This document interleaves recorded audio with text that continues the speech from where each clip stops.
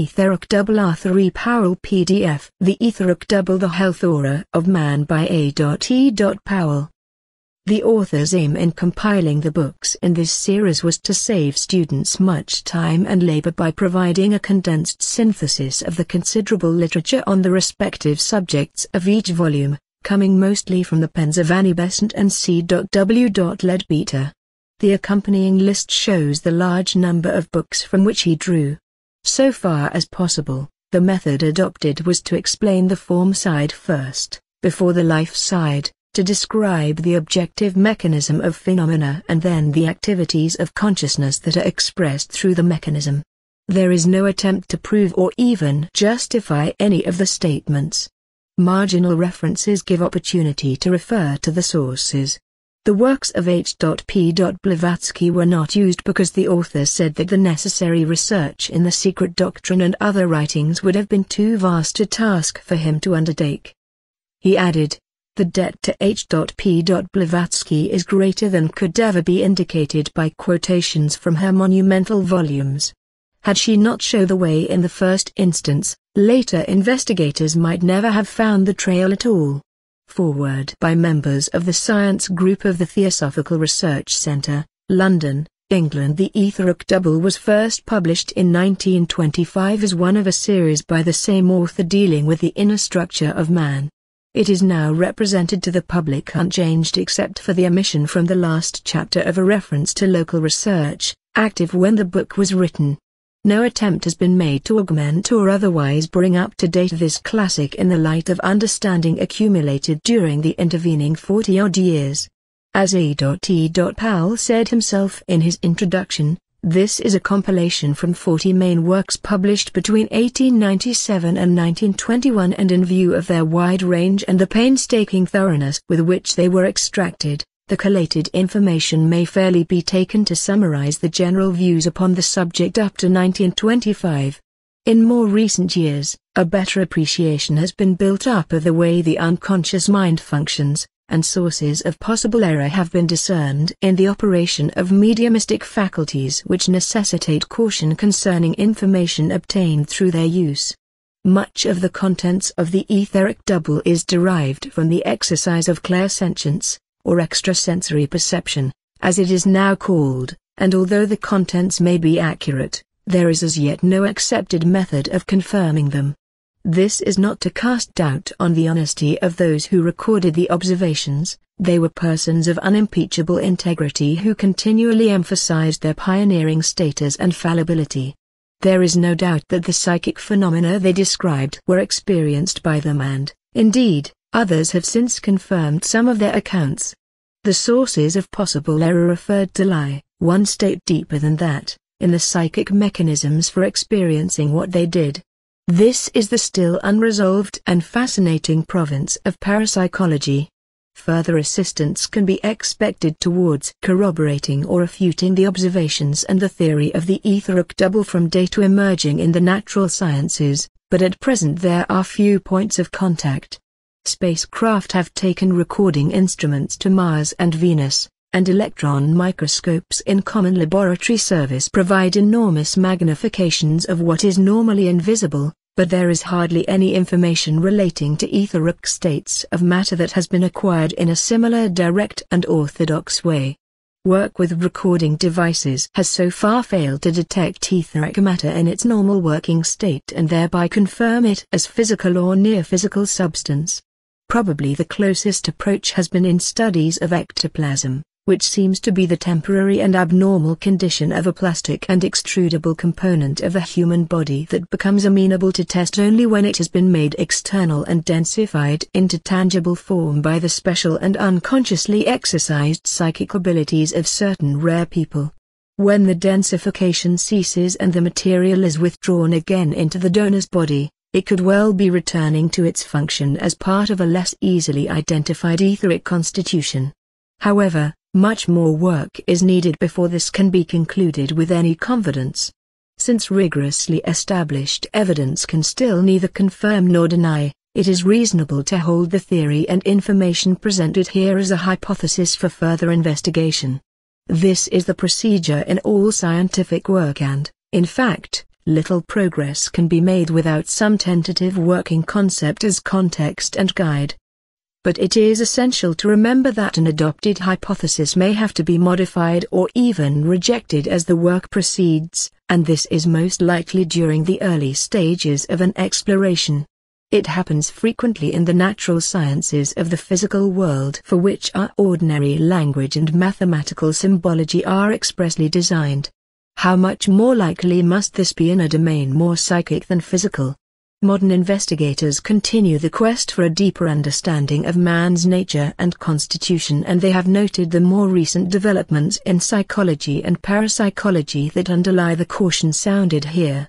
However, their gratitude is due to Powell for his orderly presentation of statements and ideas current in the 1925. Time and effort need not now be spent on the reference material that he so ably examined for them.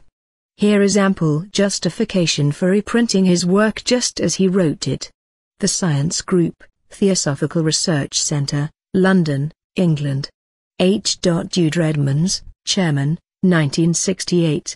Introduction. This book has been compiled with the object of presenting to the student of occultism a coherent synthesis of all, or nearly all, the information regarding the etheric double, and other closely allied phenomena, which has been given to the world through the medium of modern theosophical and psychical research literature. This information is scattered over a very large number of books and articles, some 40 of which the compiler has consulted, a list of these being given at the end of this document. The writer wishes it understood that his work is a compilation, nothing more. All he has done is to collect and arrange the material which others have provided. There are many advantages in this method of study. In these busy days few have the leisure, even if they possess the inclination, to search through some scores of books for scattered item of knowledge, and then to weld them into a coherent whole. It is better, therefore, for one to do this work, that others may benefit and save their own time and labor. The work of the compiler brings to light many new relationships between fragments culled from diverse sources, and under his hand the mosaic gradually forms itself into a pattern. His work, necessarily intensive, recalls to notice many isolated and often forgotten facts, which may be of little value or interest considered individually, but which collectively constituted a substantial and useful array. Finally, the picture which the compiler presents not only displays in orderly fashion what is known today, but, by its very orderliness, reveals where our knowledge is incomplete. Recognizing such gaps in our knowledge, other investigators may perhaps turn their attention in those directions and so make the picture more nearly complete. The compiler has throughout used his best endeavor to present the material he has gathered with scrupulous exactitude. In very many cases he has employed the actual words, adapted or abridged where necessary to the context, of the authors he has consulted, but, not to make the text burdensome and unsightly with large numbers of inverted commas, these have been consistently omitted. In order, however, that students may, if they wish, refer to the original sources of information, the references have been provided, in abbreviated or long form. The compiler would be grateful to any students who would call his attention, 1. to any inaccuracies in his work, 2. to any omissions of material which he may have overlooked.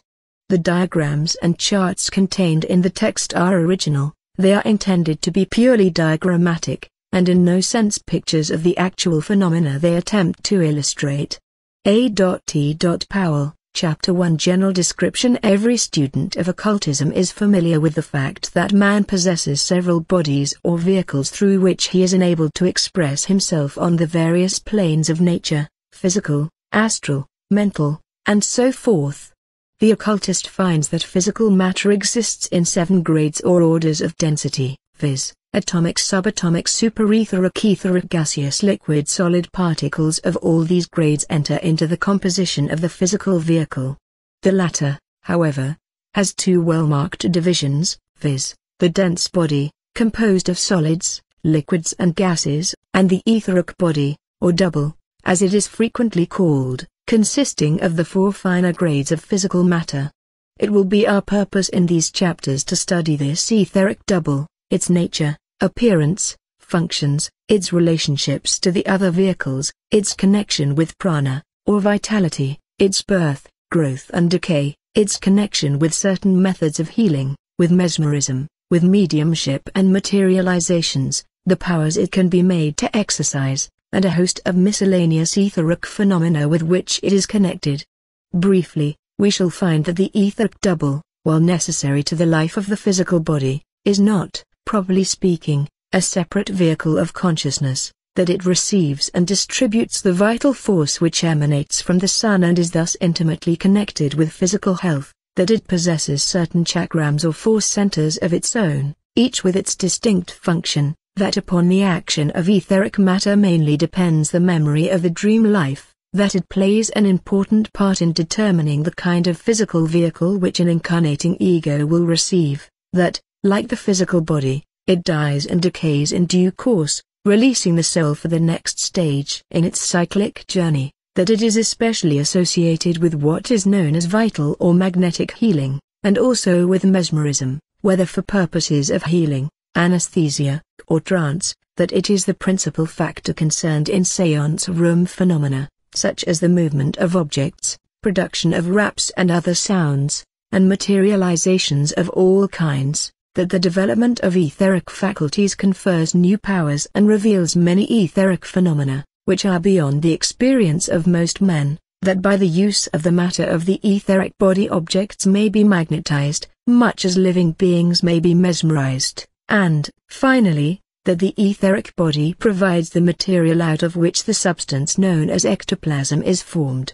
The etheric double has been given a variety of names. In early theosophical literature it was often called the astral body, the astral man, or the linga sharira. In all later writings, however, none of these terms are ever applied to the etheric double, as they belong properly to the body composed of astral matter, the body of karma of the Hindus. In reading the Secret Doctrine, therefore, and other books of the older literature, the student must be on his guard not to confuse the two quite distinct bodies, known today as the etheric double and the astral body. The correct Hindu name for the etheric double is Pranamaya, or vehicle of prana. In German it is known as the Doppelganger. After death, when separated from the dense physical body, it is known as the wraith, and has also been called the phantom, apparition, or churchyard ghost. In Raja Yoga the etheric double and the dense body together are known as the sthulopadi, or lowest uppity of Atma. Every solid, liquid and gaseous particle of the physical body is surrounded with an etheric envelope, hence the etheric double, as its name implies, is a perfect duplicate of the dense form. In size it projects about 1/4 of an inch beyond the skin. The etheric aura, however, or health aura as it is frequently called, projects normally several inches beyond the skin. This will be further described later. It is important to notice that the dense body and the etheric double vary together as to their quality, hence one who sets himself deliberately to purify his dense body, at the same time automatically refines its etheric counterpart. Into the composition of the etheric double must enter something of all the different grades of etheric matter, but the proportions may vary greatly, and are determined by several factors, such as the race, sub-race, and the type of man, as well as by his individual karma. As yet, the only information which the compiler has been able to gather regarding the particular properties and functions of each of the 4 grades of etheric matter is the following: 1 etheric, the medium of ordinary current electricity, and of sound. 2 superetheric, the medium of light. 3 subatomic, the medium of the finer forms of electricity. The medium for the transmission of thought from brain to 4-atomic brain. The following is stated, in Theosophy for May, 1922, by F.T. Pierce, to be probably correct: occult chemistry E1 atomic, E2 subatomic, E3 superetheric, E4 etheric, gaseous physics, electronic positive nucleus, neutralized nucleus, atomic molecular gas, etc. Example: electron alpha particle, neutron nascent, n atomic H2, and 2 are gaseous compounds. In appearance the etheric double is a pale violet gray or blue-gray, faintly luminous, and coarse or fine in texture according as the dense physical body is coarse or fine. The etheric double has two main functions. Firstly, it absorbs prana, or vitality, and distributes this to the whole body, as we shall see in detail presently. Secondly, it acts as an intermediary or bridge between the dense physical body and the astral body, transmitting the consciousness of physical sense contacts through the etheric brain to the astral body, and also transmitting consciousness from the astral and higher levels down into the physical brain and nervous system. In addition, the etheric double develops within itself certain centers by means of which the man is able to cognize the etheric world and its hosts of etheric phenomena. These powers or faculties will also be described in due course. It is important to recognize that the etheric double, being merely a part of the physical body, is not normally capable of acting as a separate vehicle of consciousness, in which a man can live or function. It has only a diffused consciousness belonging to its parts, and has no mentality, nor does it readily serve as a medium of mentality, when disjoined from the dense counterpart. As it is a vehicle, not of mental consciousness, but of prana or vitality, its dislocation from the dense particles to which it conveys the life currents is disturbing and unhealthy. In normal, healthy persons, in fact, the separation of the etheric double from the dense body is a matter of difficulty, and the double is unable to move away from the body to which it belongs. In persons known as physical or materializing mediums, the double is comparatively easily detachable, and its etheric matter forms the basis of many phenomena of materialization, which will be dealt with more fully in a later chapter. The double may be separated from the dense physical body by accident, death, anesthetics, such as ether or gas, or mesmerism. The double being the connecting link between the brain and the higher consciousness, the forcible extrusion of it from the dense physical body by anesthetics necessarily produces anesthesia. Further than this, the etheric matter thus forced out usually wraps itself round the astral body, and dulls the consciousness of that vehicle also. Hence, after the effects of anesthetics have worn off, there is usually no memory in the brain consciousness of the time spent in the astral vehicle. The method and consequences of withdrawal of etheric matter by mesmerism will be dealt with more fully in the chapter specially devoted to the purpose. In conditions of weak health or nervous excitement, the etheric double may also in great part be extruded from its dense counterpart. The latter then becomes very dully conscious, or entranced, according to the lesser or greater amount of the etheric matter extruded.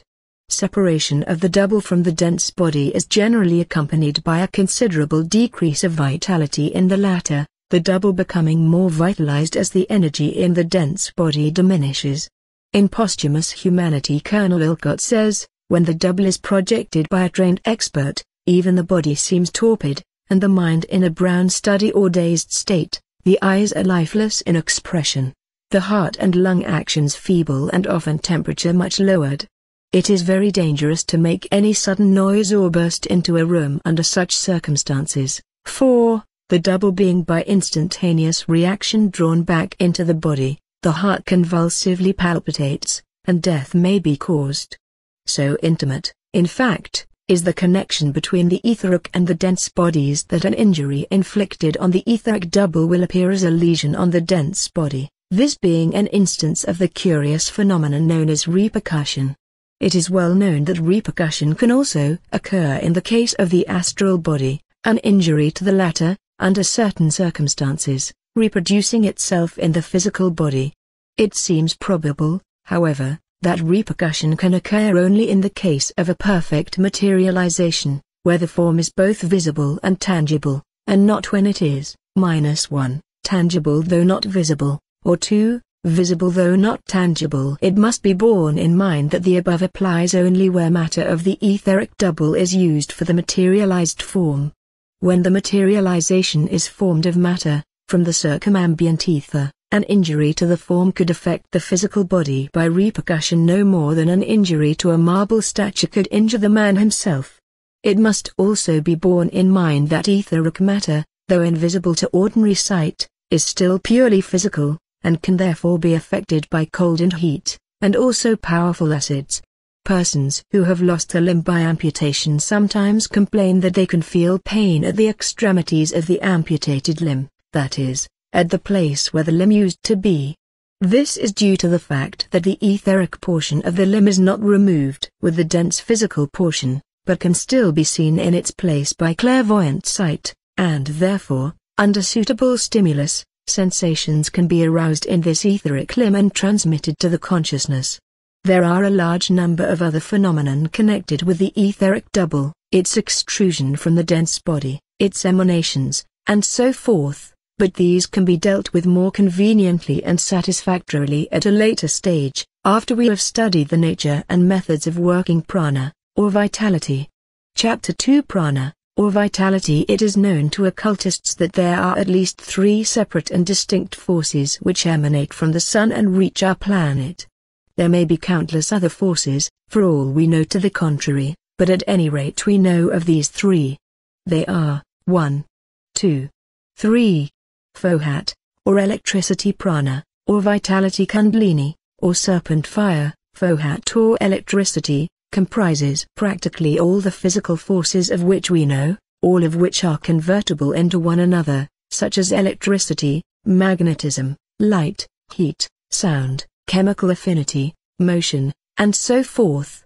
Prana, or vitality, is a vital force, the existence of which is not yet formally recognized by orthodox Western scientists, though probably a few of them suspect it.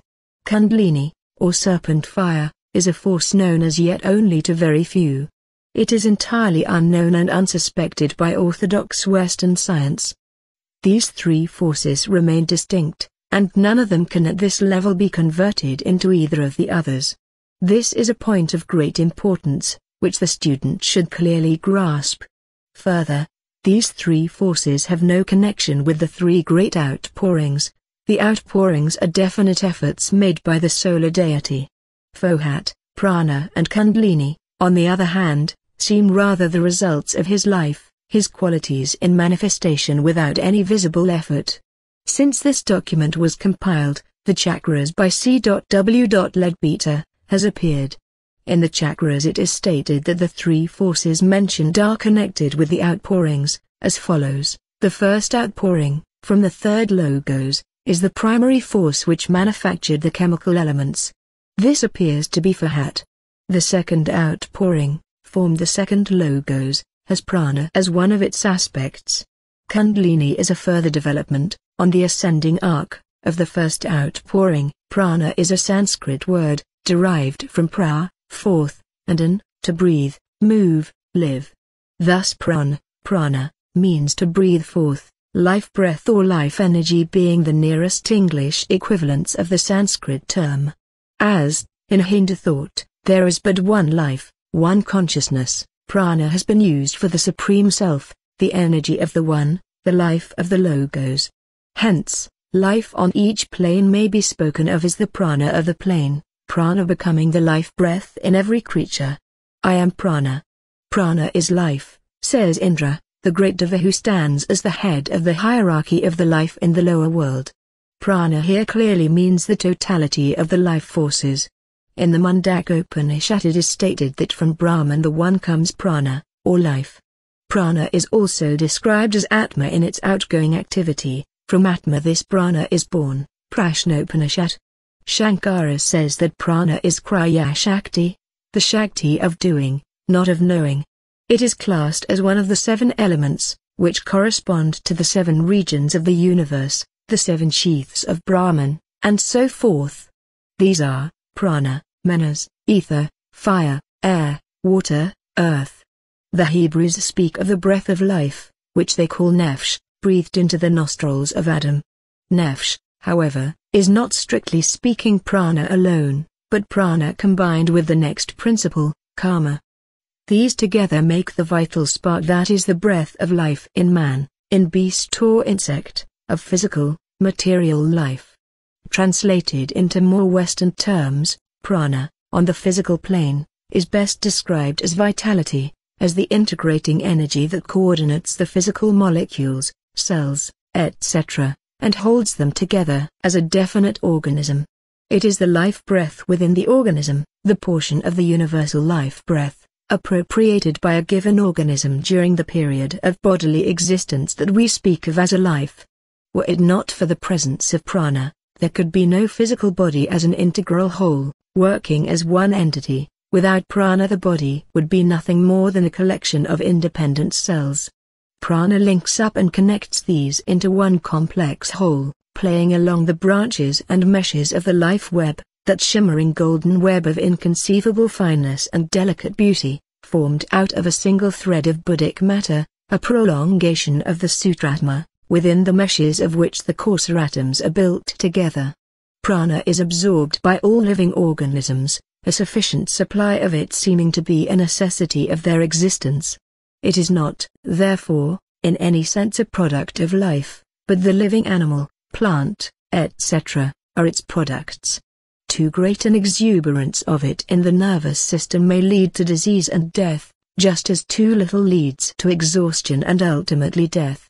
H. P. Blavatsky compares prana, the active power producing all vital phenomena, to oxygen, the supporter of combustion, the life-giving gas, the active chemical agent in all organic life. A comparison is also drawn between the etheric double, the inert vehicle of life, and nitrogen, an inert gas with which oxygen is mixed to adapt the latter for animal respiration, and which also enters largely into all organic substances. The fact that the cat is preeminently endowed with prana has given rise to the popular idea of the cat having 9 lives, and appears to have been indirectly connected with the reasons for this animal being regarded in Egypt as sacred. On the physical plane, prana builds up all minerals, and is the controlling agent in the chemico-physiological changes in protoplasm, which lead to differentiation and the building of the various tissues of bodies and plants, animals and men. They show its presence by the power of responding to stimuli. The blending of astral with physical prana creates nerve matter which is fundamentally the cell, and which gives the power to feel pleasure and pain.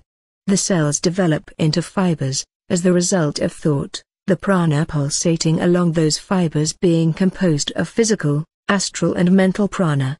Within the physical plane atoms themselves, the prana courses along the spiral. In our chain, in the first round, the monadic life, flowing through the spiritual triad, Atmabodhi-manas, vivifies the first set of spiral, and these are used by the pranic currents which affect the dense physical body. In the second round, the monad vivifies the second set of spiral, and through them runs the prana connected with the etheric double. In the third round, the third set of spiral is awakened by the monadic life, and through them courses the kamic prana, which makes sensation of pleasure and pain possible. In the fourth round, the monadic life awakens the fourth set of spiral, which becomes the vehicle for the kama manasic prana, thus making the atoms fit to be built into a brain for thought. This is as far as normal humanity has progressed.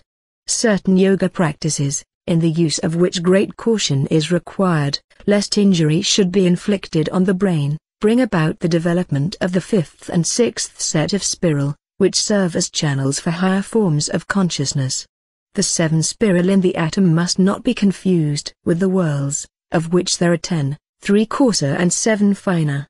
In the 3 coarser whorls flow currents of different electricities, whilst the 7 finer whorls respond to etheric waves of all kinds, sound, light, heat, etc. The secret doctrine speaks of prana as the invisible or fiery lives which supply the microbes with vital constructive energy, thus enabling them to build the physical cells, the size of the smallest bacterium relatively to that of a fiery life being as that of an elephant to the tiniest infusoria.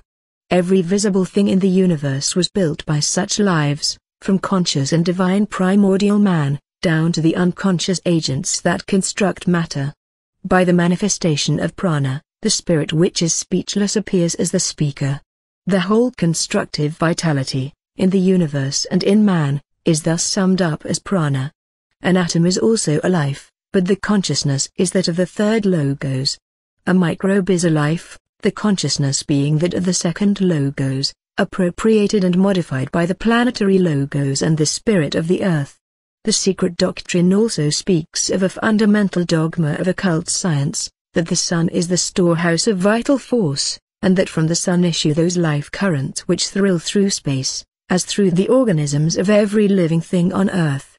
Paracelsus thus referred to prana, The whole of the microcosm is potentially contained in the lycovite, a nerve fluid, in which is contained the nature, quality, character, and essence of all beings.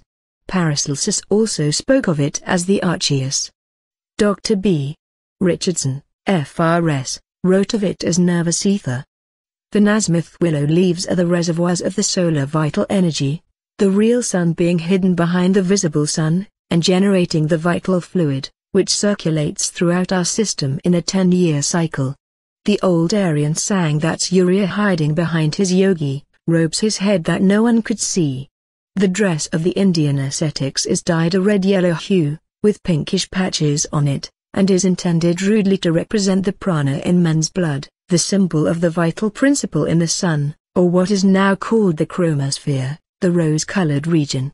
The nerve centers themselves are of course provided by the food sheath or dense body, but prana is the controlling energy which acts through the nerve centers, making the food sheath obedient, and fashioning it for the purpose which the I, seated in the higher intelligence, demands. It is important to note that although the nerves are in the physical body, it is not the physical body, as such, which has the power of feeling. As a sheath, the physical body does not feel, it is a receiver of impressions only. The outer body receives the impact, but in its own cells does not lie the power of feeling pleasure or pain, except in a very vague, dull and massive way, giving rise to vague, diffused feelings, such as those of general fatigue, for example. The physical contacts are transmitted inwards by prana, and these are acute, sharp, keen, specific, quite different from the heavy, diffused sensations deriving from the cells themselves. It is thus in every case prana which gives the sense activity to the physical organs, and which transmits the outer vibration to the sense centers, which are situated in kama, in the sheath which is next to prana, the manomaya koshor.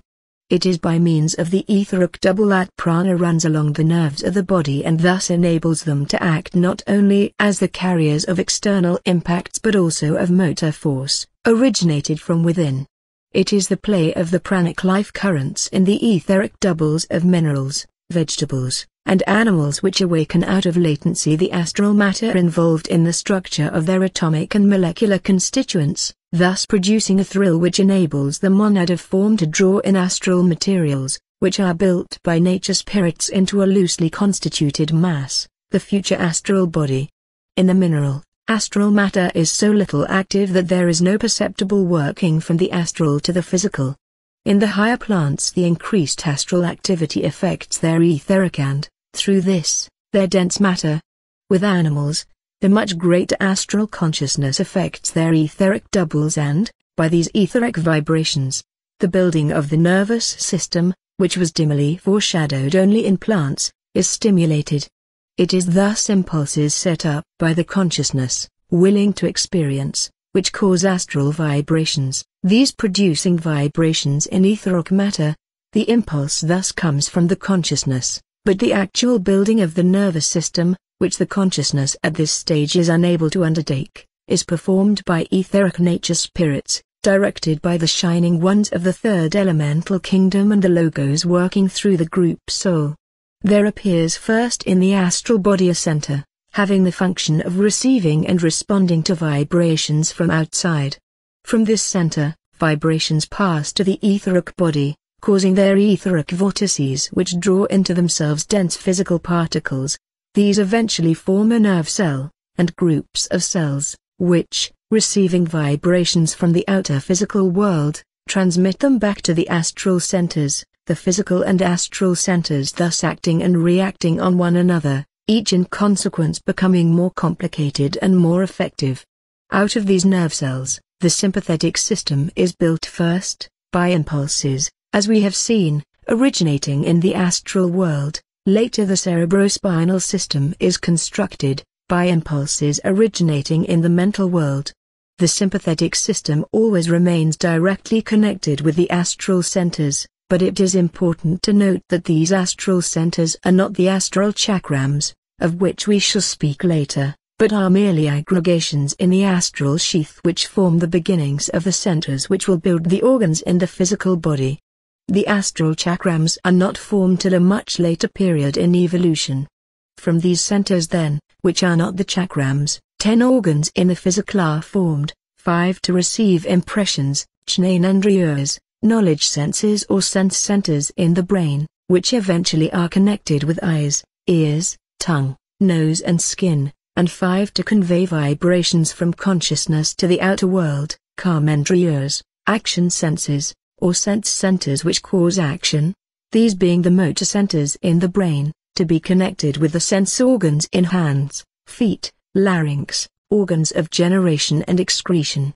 The student must carefully note that the prana which courses along the nerves is quite separate and distinct from what is called a man's magnetism, or nerve fluid, which is generated within his own body.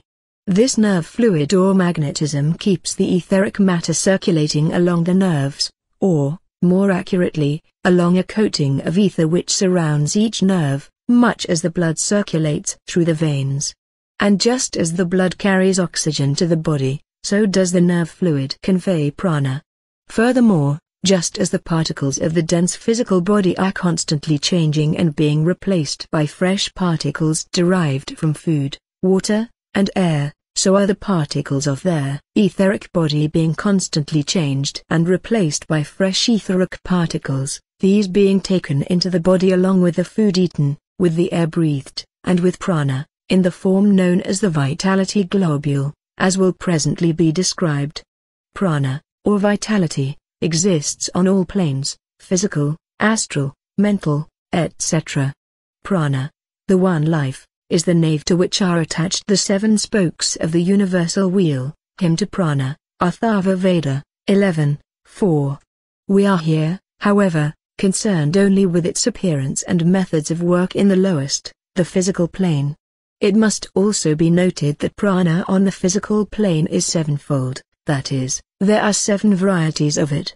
We have seen already that it is quite separate and distinct from light, heat, etc., but nevertheless its diagram to the vitality globule, 1, an ultimate physical atom. For details of atom, see Occult Chemistry, Plate 2, and page 5, etc.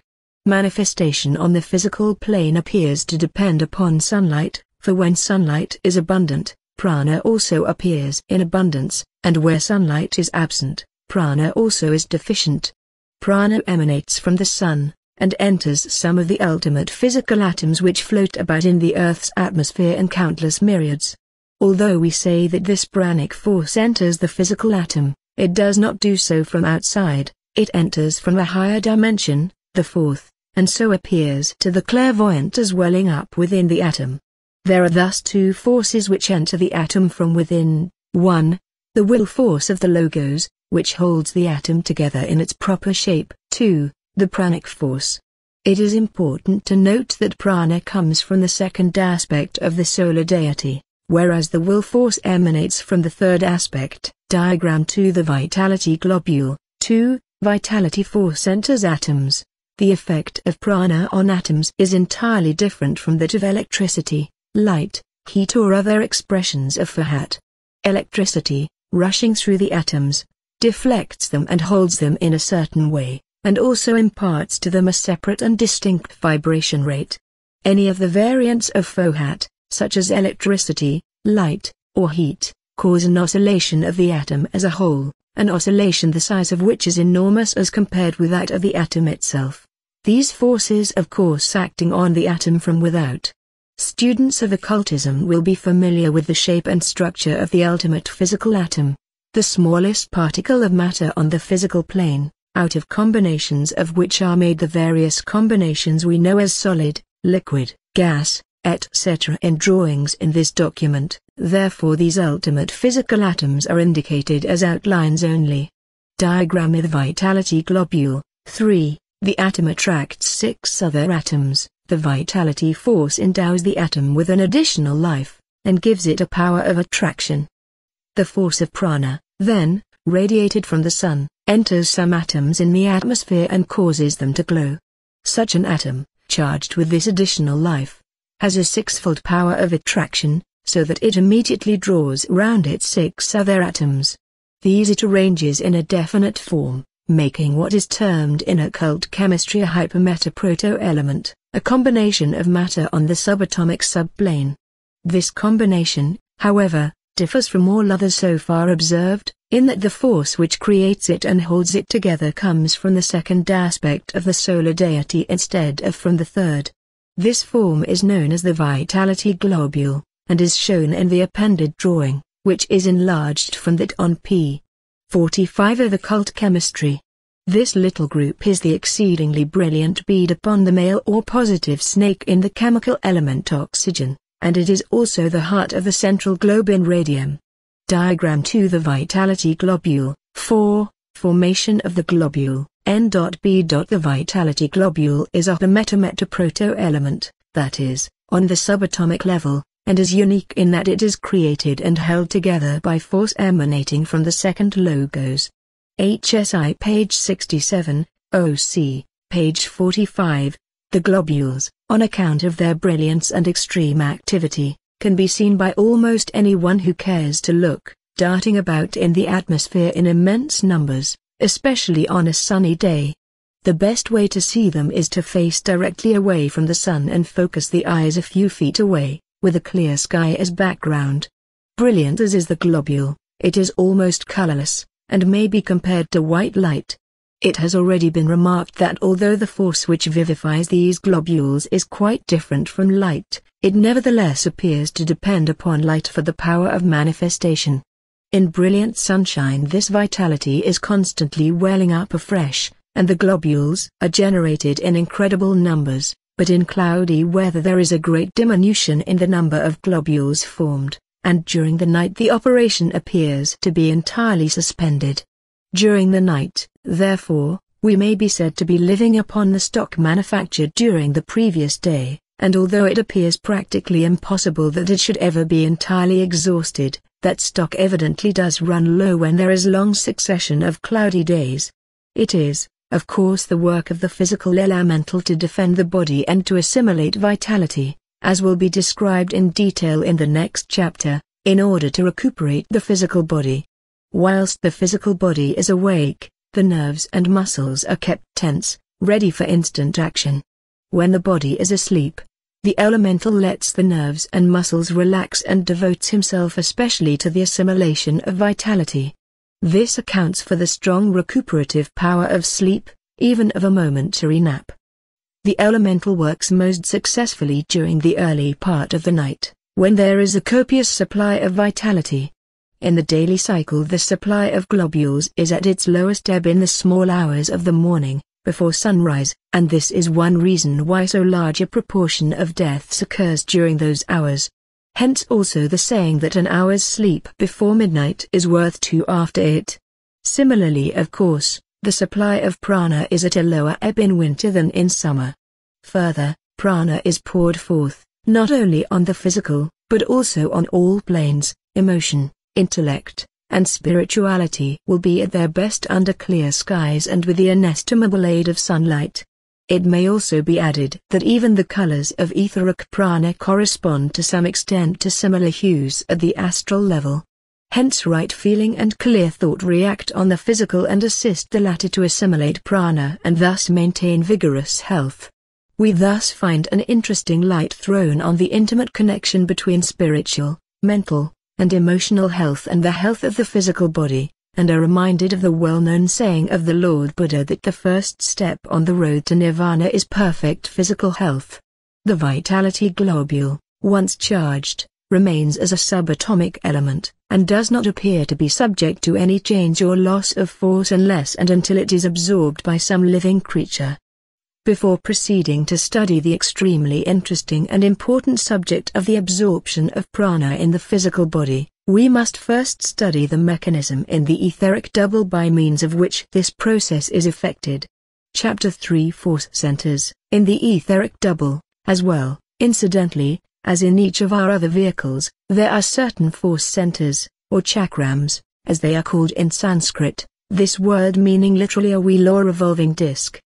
The chakrams are situated on the surface of the double, that is about 1/4 of an inch outside the skin of the body.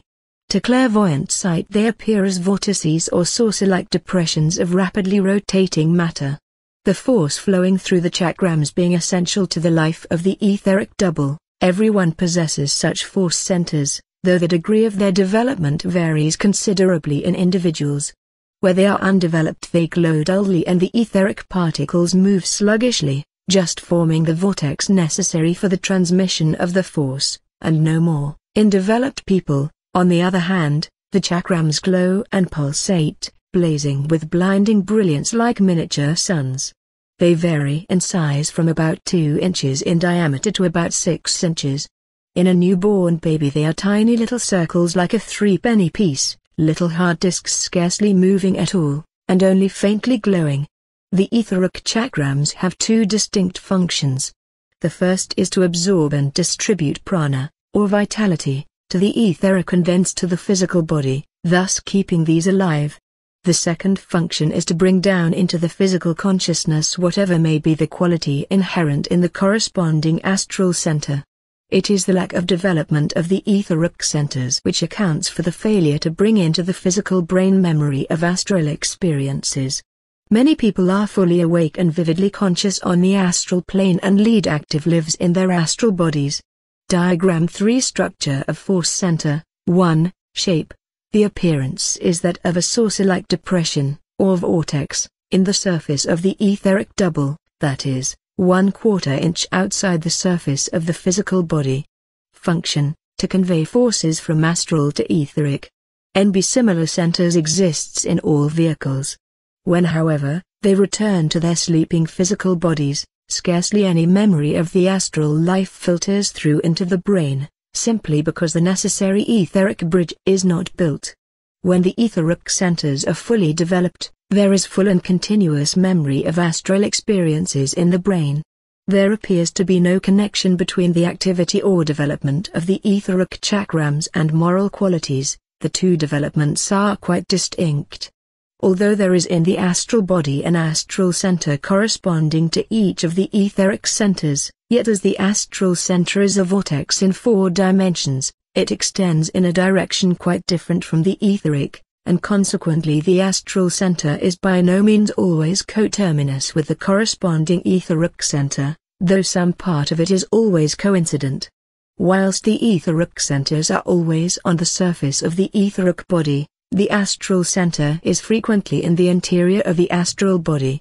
Diagram 3 Structure of Force Center. 2. Inrush of vital force. One of the 7 varieties of He vital force greatly predominate in each center. This inrush of vital force brings life to the physical body. We have already seen, Chapter 2, that there are 7 varieties of prana, all of which are present in all the chakrams, but in each chakram one of the varieties is always greatly predominant. The prana rushes into the center of each chakram from a direction at right angles to the plane of the chakram. Welling up would perhaps be a better term, as the force comes from the astral plane into the etheric. From the center of the chakram the force then radiates at right angles to the direction from which it came, that is, in the plane of the surface of the etheric double, in a number of directions, and in straight lines. The number of directions, which are similar to the spokes of a wheel, is different in each chakram. Diagram 3 Structure of Force Center. 3. Formation of spokes. The primary force wells up at center, and then rushes outwards radially along spokes, the number of these spokes differing in each center. The spokes divide the chakram into a number of segments, like the petals of a flower. Hence, in Hindu books, the chakrams are often described as resembling flowers. Now somewhat as a bar magnet thrust into a coil of wire will set up or induce a current of electricity in the wire at right angles to the axis of the magnet, so does the primary force of prana entering the chakram set up or induce secondary forces in the plane of the chakram. These secondary forces spin round the chakram, passing over and under the spokes, much as the material of the bottom of a circular basket passes over and under the ribs which radiate from the center. Each of these secondary forces, sweeping round the chakram, has its own characteristic wavelength, and in addition moves, not in straight lines, but in relatively large undulations, each of which is a multiple of the wavelength within it. The wavelengths are very minute, and probably some thousands of them are very minute, and probably some thousands of them are included in one undulation, though the exact proportion has not yet been determined. The general effect is shimmering and iridescent, like mother of pearl, or a certain variety of Venetian glass. Diagram 3. Structure of force center. 4. Formation of secondary force. The chakrams are often spoken of as corresponding to certain physical organs, those organs, in fact, which are the nearest to them, but, as already mentioned, the chakrams themselves are not in the interior of the body, but on the surface of the etheric double.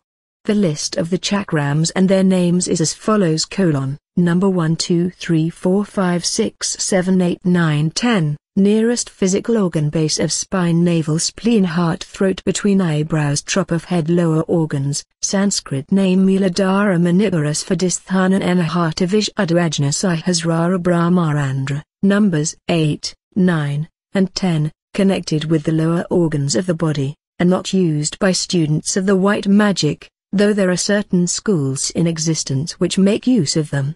The dangers connected with them are so serious that we should consider their awakening as the greatest of misfortunes.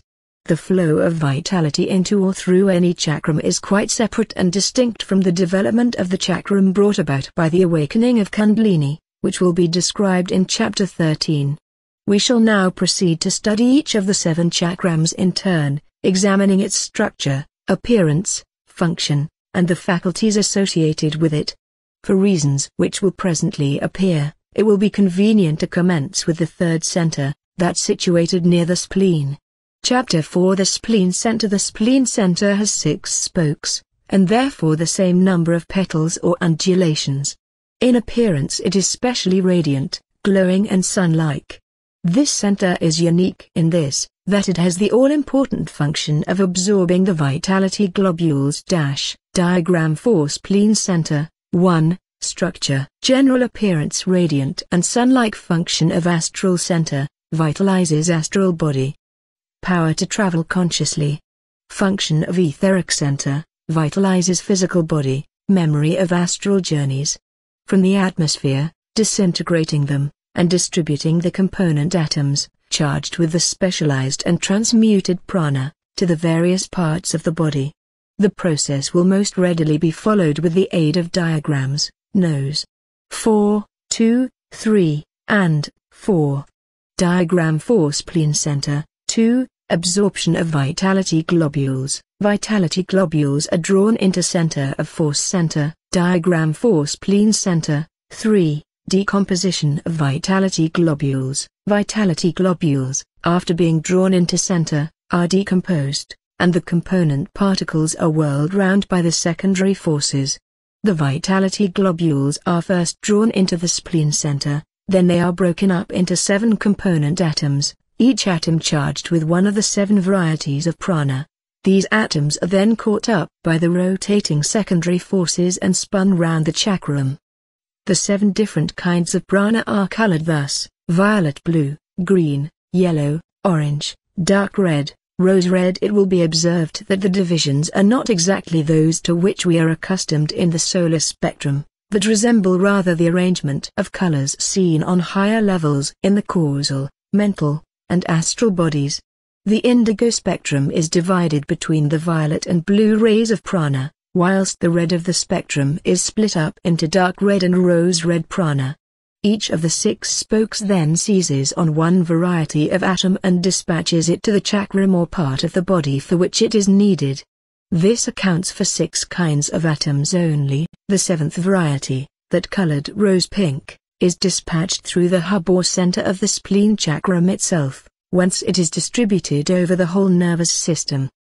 These rose-colored atoms are the original atoms which first drew round them the 6 others to form the globule.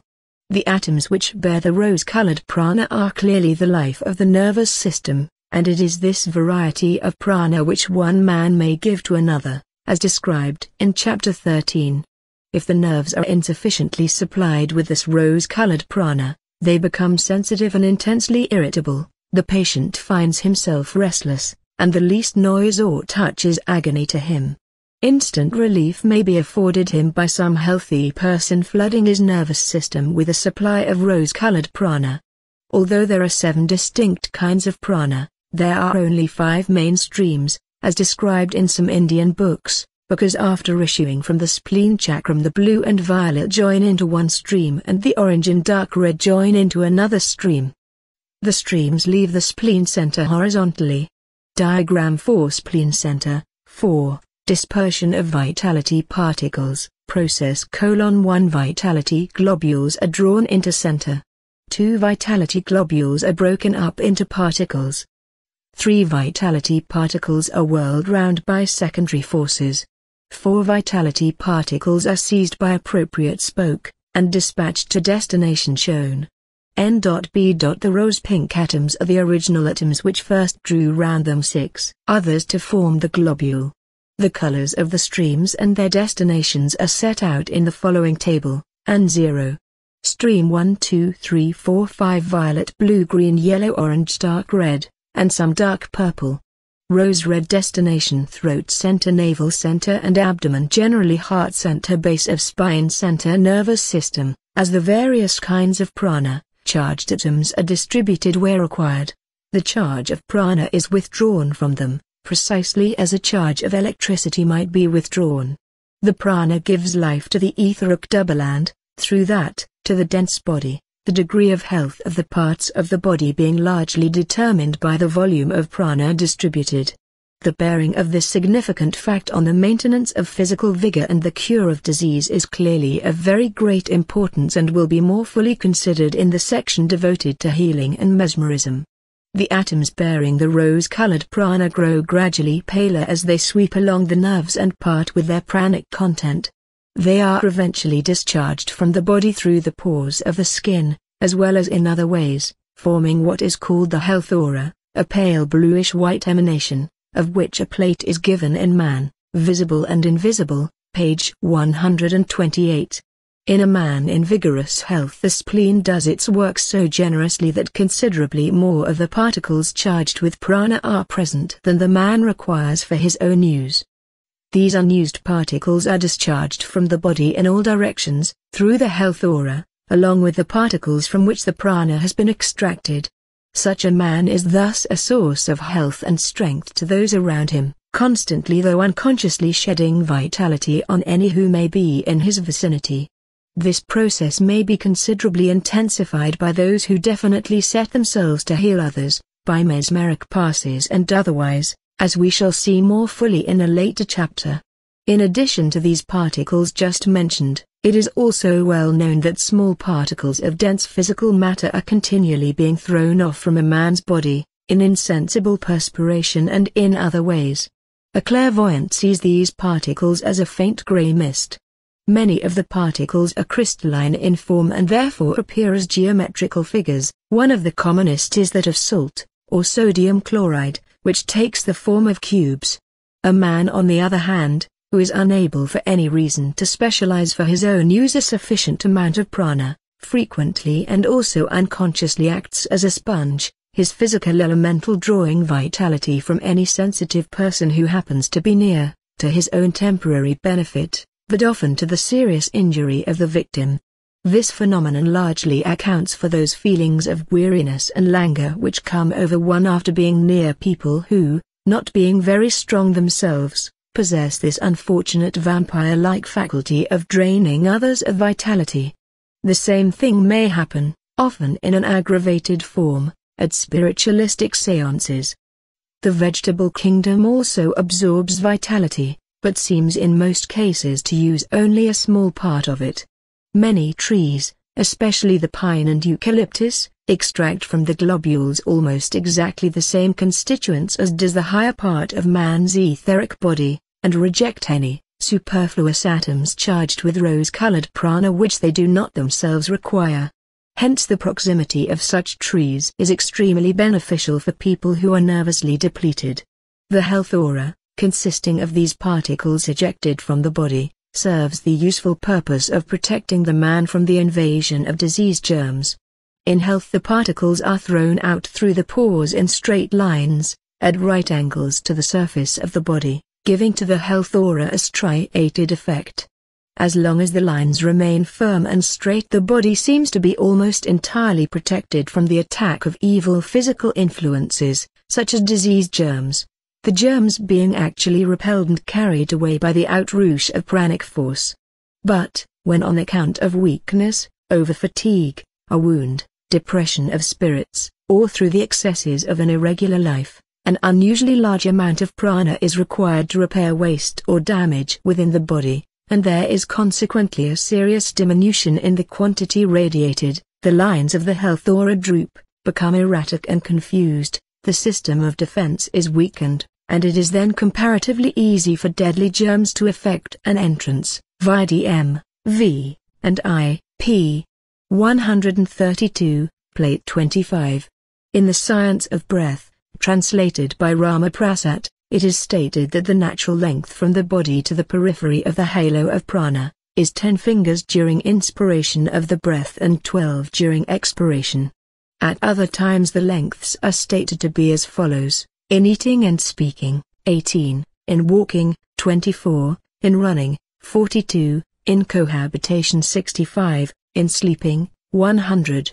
A reduction in length is said to result when a man overcomes desire, gains the 8 siddhis, etc. It seems probable, though by no means certain, that the halo mentioned is the health aura. The term fingers here means, according to the method of reckoning used in India, not the length of a finger but with width. Both etheric matter and prana are very readily amenable to the human will. It is possible, therefore, to protect oneself to a considerable extent from hostile influences mentioned above, by making an effort of the will to check the radiation of vitality at the outer extremity of the health aura, building it there into a wall or shell which will be impervious to disease germs and also prevent the vitality from being sucked away by anyone near who has the vampire tendency. With a little further effort a shell may be made impervious also to astral or mental influence. The question of etheric shells is so important that it will be necessary later on in this book to enter into it rather more fully than we have done here, where we are dealing purely with the health aura. The development of the spleen center enables the man to remember his astral journeys, though sometimes only very partially, the faculty associated with the corresponding astral center being that of traveling consciously in the astral body. Those vague memories, that most of us have, of blissful flights through the air are often due to slight accidental stimulation of the spleen chakram. It may be mentioned, in passing, that the astral center corresponding to the spleen also has the function of vitalizing the whole astral body. Chapter 5. The base of the spine center, the first center, or chakram, at the base of the spine, has a primary force which radiates in 4 spokes, making the center appear to be divided into quadrants, with hollows between them, like a cross, a symbol which is often used to represent the center. Diagram V. Base of spine center, A. Normal person, function of astral center, seat of Kundalini, function of etheric center, seat of Kundalini, appearance, fiery orange-red. Number of spokes 4. NB Kundalini has 7 layers or degrees of force. When aroused into full activity, this center is fiery orange-red in color, corresponding closely with the stream of dark red and orange vitality which comes to it from the spleen center. It may be mentioned that in every case there is a similar correspondence between the color of the stream of vitality flowing into a center and the color of the center itself. Diagram V. Base of spine center, B. Developed person. In addition to the orange and darker reds, there is also some dark purple vitality flowing into this center, rather as though the spectrum bent round in a circle and the colors began again at a lower octave. From this center the orange-red ray flows to the generative organs, energizing the sexual nature. It also seems to enter the blood and keep up the heat of the body. A very remarkable and important effect can be produced by a person who persistently refuses to yield to the lower nature. By long and determined effort the orange-red ray can be deflected upwards to the brain, where all 3 constituents undergo a profound modification. The orange is raised into pure yellow and intensifies the intellectual powers. The dark red becomes crimson and increases the power of unselfish affection, The dark purple is transmuted into a beautiful pale violet, quickening the spiritual part of the nature. The seat of Kundalini, the serpent fire, is in the base of the spine center. This will be dealt with in a later chapter. For the present we may just note that a man who has achieved the transmutation just mentioned will find that sensual desires no longer trouble him, and when it becomes necessary for him to arouse the serpent fire he will be free from the most serious of dangers of that process. When a man has finally completed the change, the orange-red ray passes straight into the center at the base of the spine, and thence runs upwards through the hollow of the vertebral column and so to the brain. A flaming cross is a symbol sometimes used to represent the serpent fire residing in the base of the spine center. Chapter 6. The navel center. The second center, at the navel or solar plexus, receives a primary force which radiates in 10 directions, there being 10 undulations or petals. Its predominant color is a curious blending of various shades of red, though there is also a great deal of green in it. It receives the green ray from the spleen center, that ray also flooding the abdomen, vivifying the liver, kidneys, intestines, and the digestive apparatus generally, centering especially in the solar plexus. Diagram VI. Navel center, function of astral center, feeling, general sensitiveness. Function of etheric center, feeling astral influences. Appearance, various shades of red, with much green. Number of spokes 10. The center is closely associated with feelings and emotions of various kinds. The corresponding astral center, when awakened, gives the power of feeling, a sensitiveness to all sorts of influences, though without as yet anything like the definite comprehension that comes from the faculties corresponding to seeing or hearing. When, therefore, the etheric center becomes active, the man begins in the physical body to be conscious of astral influences, vaguely feeling friendliness or hostility, or that some places are pleasant and others unpleasant, but without the least knowing why. The Sanskrit name for this center is Manipura. Chapter 7. The heart center. Having already dealt with the third center, that near the spleen, we pass next to the fourth center, that of the heart. Diagram 7. Heart center, NB. The yellow ray permeates the blood, and is carried all over the body with it. Function of astral center, comprehension of astral vibrations. Function of etheric center, consciousness of feelings of others. Appearance, glowing golden. Number of spokes, 12. This chakram has 12 spokes or radiations, and is a glowing golden color. It receives the yellow ray from the spleen center. When the current is full and strong it produces strength and regularity in the heart section. Flowing round the heart chakram, the yellow ray also interpenetrates the blood and thus is carried all over the body. It also passes onto the brain and permeates it, though directing itself principally to the 12-petaled flower in the middle of the seventh or highest center. In the brain, it confers the power of high philosophical and metaphysical thought. The corresponding astral center, when awakened, endows a man with the power to comprehend and sympathize with, and so instinctively understand, the feelings of other astral entities. The etheric center, therefore, makes a man aware, in his physical consciousness, of the joys and sorrows of others, and sometimes even causes him to reproduce in himself by sympathy their physical aches and pains. The Sanskrit for this chakram is Anahata. Chapter 8. The throat center. This chakram, the fifth, has 16 spokes, and, therefore, 16 petals or divisions. In color it shows a good deal of blue, but its general effect is silvery and gleaming, not unlike moonlight on rippling water. It receives the violet blue ray from the spleen chakram. This ray then appears to divide, the light blue remaining to course through and vivify the throat center, while the dark blue and violet pass on to the brain.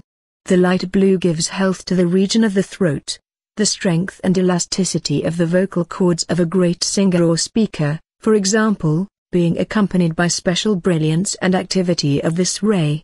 Diagram 8. Throat center, function of astral center, hearing function of etheric center, etheric and astral hearing. Appearance, silvery and gleaming with a good deal of blue. Number of spokes 16. The dark blue expends itself in the lower central parts of the brain, while the violet floods the upper part and appears to give special vigor to the chakram at the top of the head, diffusing itself chiefly through the 960 petals of the outer part of the center.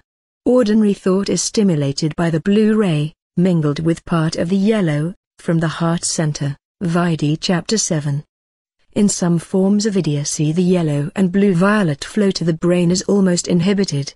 Thought and emotion of a high spiritual type seem to depend largely upon the violet ray. The awakening of the corresponding astral center gives the power of hearing on the astral plane, that is to say, the faculty which produces in the astral world the effect similar to that which in the physical world we call hearing. When the etheric center is aroused, the man in his physical consciousness hears voices, which sometimes make all kinds of suggestions to him. He may hear music, or other less pleasant sounds. When fully working, it makes a man clairaudient so far as the etheric and astral planes are concerned. The Sanskrit name for this center is Vishuddha. Chapter 9. The center between the eyebrows. The sixth center, that between the eyebrows, has 96 spokes. In Indian books, however, it is mentioned as having only 2 petals, this being probably due to the fact that it presents the appearance of being divided into halves. Of these, the one is predominantly rose-colored, though with a great deal of yellow in it, and the other predominantly a kind of purplish blue. Diagram 9. Between the eyebrows center, function of astral center, sight. Function of etheric center, clairvoyance, magnification. Appearance, half predominantly rose, with much yellow, half predominantly a kind of purplish blue. Number of spokes 96. The writer has been unable to find any specific description of the source of the pranic stream which flows into this center, though it is mentioned in the Inner Life, p. 449, that the purplish-blue appearance of one half of the center agrees closely with the colors of the special types of vitality that vivify it. This would seem to indicate the dark blue, and violet ray which passes the throat center and proceeds to the brain. The development of the corresponding astral center confers the power to perceive definitely the nature and shape of astral objects, instead of vaguely sensing their presence. The awakening of the etheric center causes a man to see objects, and to have various sorts of waking visions of places or people. When just beginning to awaken, landscapes and clouds of color are half perceived. When fully developed it brings about clairvoyance. The remarkable faculty of magnification of vision, or its converse, is associated with the center, and will be described in the chapter on etheric sight. In Sanskrit this center is known as ajna. Chapter 10. The center at the top of the head. This center, the seventh, situated at the top of the head, is somewhat different in construction from the other 6. It is described in Indian books as the 1,000-petaled lotus, though the actual number of radiations of the primary force is 960. In addition to this, it possesses a sort of subsidiary whirlpool or minor activity in its central portion, which has 12 undulations of its own. When fully alive, this chakram is perhaps the most resplendent of all, full of indescribable chromatic effects and vibrating with almost inconceivable rapidity. The central portion is gleaming white, flushed with gold in its heart. The center receives in its outer portion the violet ray which passes through the throat center, while in its central portion it receives the yellow ray from the heart center. The arousing of the corresponding astral center rounds off and completes is the astral life, endowing a man with the perfection of his faculties. With one type of individual, the astral chakrams corresponding to the 6th and 7th etheric chakrams both converge upon the pituitary body, the latter organ being practically the only direct link between the physical and higher planes.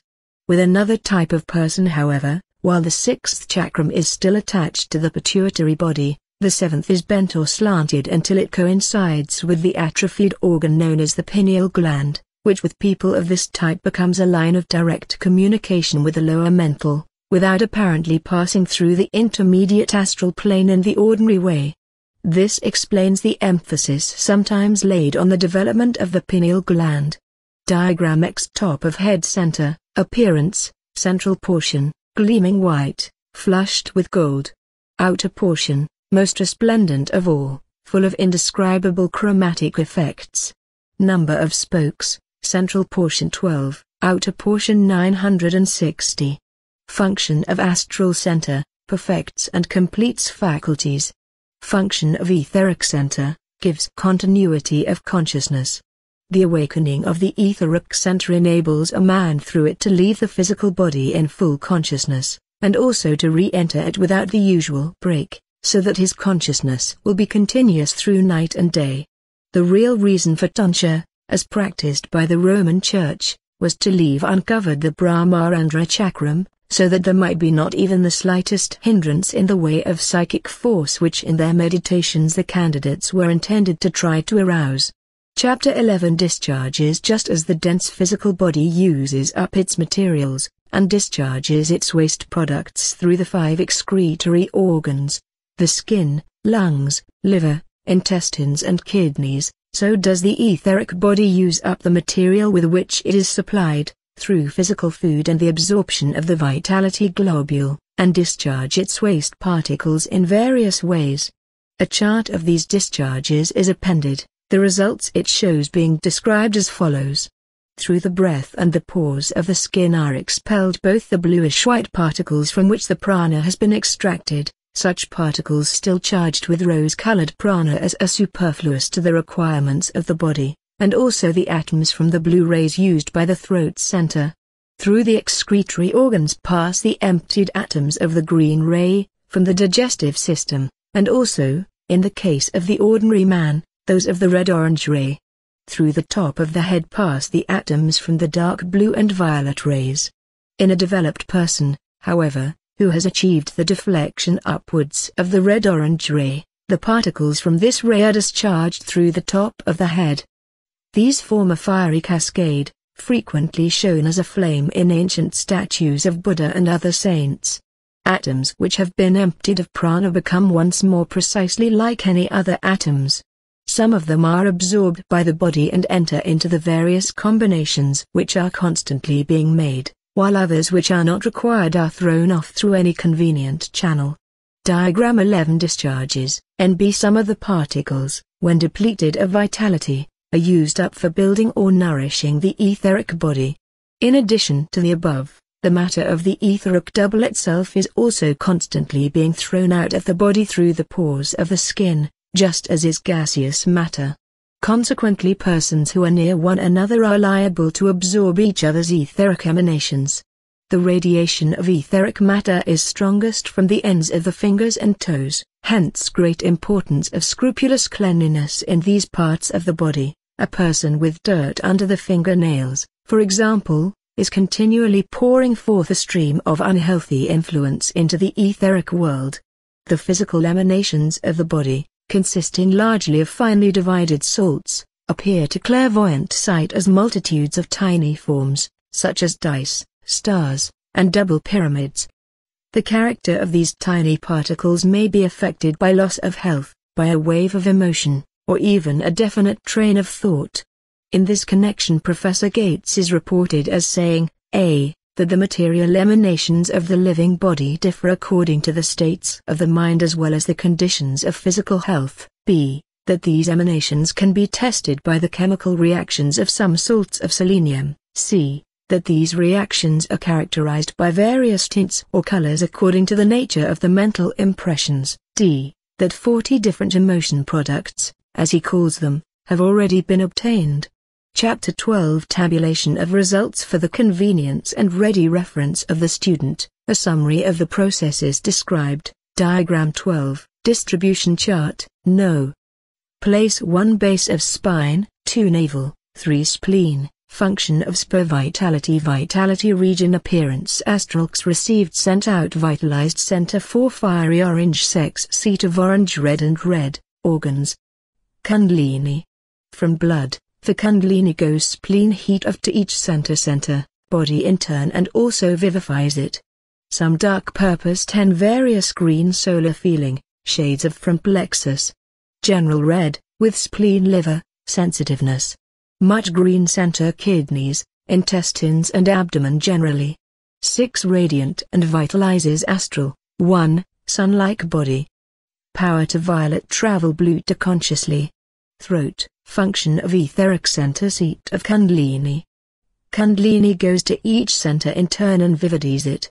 Feeling astral influences. Vitalizes physical body. Memory of astral journeys. 2. Yellow, to heart. 3. Green to solar plexus. 4. Rose, to nervous system. 5. Orange-red, to base of spine, with some dark purple for heart. 12. Glowing golden yellow, from spleen center. Yellow heart to blood, brain and middle of top of head center. Dark blue, to lower and central brain. Violet, to upper brain and outer part of top of head center. Comprehension, consciousness of astral, of feelings, of vibrations. Others. 5. Throat, 16. Silvery and gleaming with much blue. Violet blue, from spleen center, hearing. Etheric and astral hearing. 6. Between 96. Half, rose, eyebrows with much yellow. Half, purplish blue. 7. Top of 12 center, yellow, head gleaming from 960. White and heart gold center. Sight, clairvoyance. Magnification. Perfects and completes faculties, continuity of consciousness. Outer part, violet, full of from indescribable. Throat, chromatic center effects. 8, 9, 10. Not used in white magic. Orange and red, from spleen center, and some dark purple orange, through spinal column, to brain, becomes yellow and stimulates intellect. Dark red, through spinal column to brain, becomes crimson and stimulates affection. Dark purple, through spinal column, to brain, becomes pale violet and stimulates spirituality. In developed 1 person 4 base of spine, fiery orange-red. Diagram 13, chapters 2 to 11, is given in the tabular statement appended. The same information is also given in the form of a distribution chart, which gives a synthesis of these processes in graphic form, from the emanation of prana from the sun to the discharge from the body of the particles from which the prana has been extracted. In a still further diagram is shown an outline of the human body with the approximate position of the etheric centers, the streams of vitality and other useful information. Chapter 13. Kundalini. As we have already seen, Kundalini, or the serpent fire, is one of the forces which emanate from the sun, and is entirely separate and distinct from both Fohat and Prana, being so far as is known, incapable of being converted into any form of these other forces. Kundalini has been variously called the serpent fire, the fiery power, and the world's mother. To clairvoyant vision it appears in very truth like liquid fire as it rushed through the body, and the course through which it ought to move is a spiral one like the coils of a serpent. The name of the world's mother is appropriate because through it our various vehicles may be vivified. An ancient symbol of the spinal column and Kundalini is that of the thysus, which is a staff with a pine cone on its top. In India the same symbol is found, but instead of the staff a stick of bamboo with 7 knots is used, the knots of course representing the 7 chakrams or force centers. In some modifications of the mysteries a hollow iron rod, said to contain fire, was used instead of the thysus. It is said that the modern barber's pole, which is certainly a very ancient symbol, with its spiral bands and a knob at the end, has a similar significance, the modern barber being descended from the ancient chirurgeons or surgeons, who also practiced alchemy, a science originally spiritual rather than material. Kundalini exists on all planes of which we know anything, and it also appears to have 7 layers of degrees of force. The astral body originally was an almost inert mass, with only the vaguest consciousness, with no definite power of doing anything, and no clear knowledge of the world which surrounds it. Kundalini was then awakened at the astral level, in the center corresponding to the base of the spine center. It moved to the second center, near the navel, and vivified it, thereby awakening in the astral body the power of feeling, of sensitiveness without definite comprehension. Kundalini then passed to the 3rd, spleen, 4th, heart, 5th, throat, 6th, eyebrows, and 7th, top of the head, center in turn, awakening in each the various powers already described in previous chapters. The mechanism by means of which we become aware of astral happenings is interesting and should be clearly grasped by the student. Although in the physical body we have special organs, each located in a definite and fixed part of the body, for seeing, hearing, and the rest, an entirely different arrangement is made in the astral body, specialized organs not being necessary for the attainment of the result aimed at.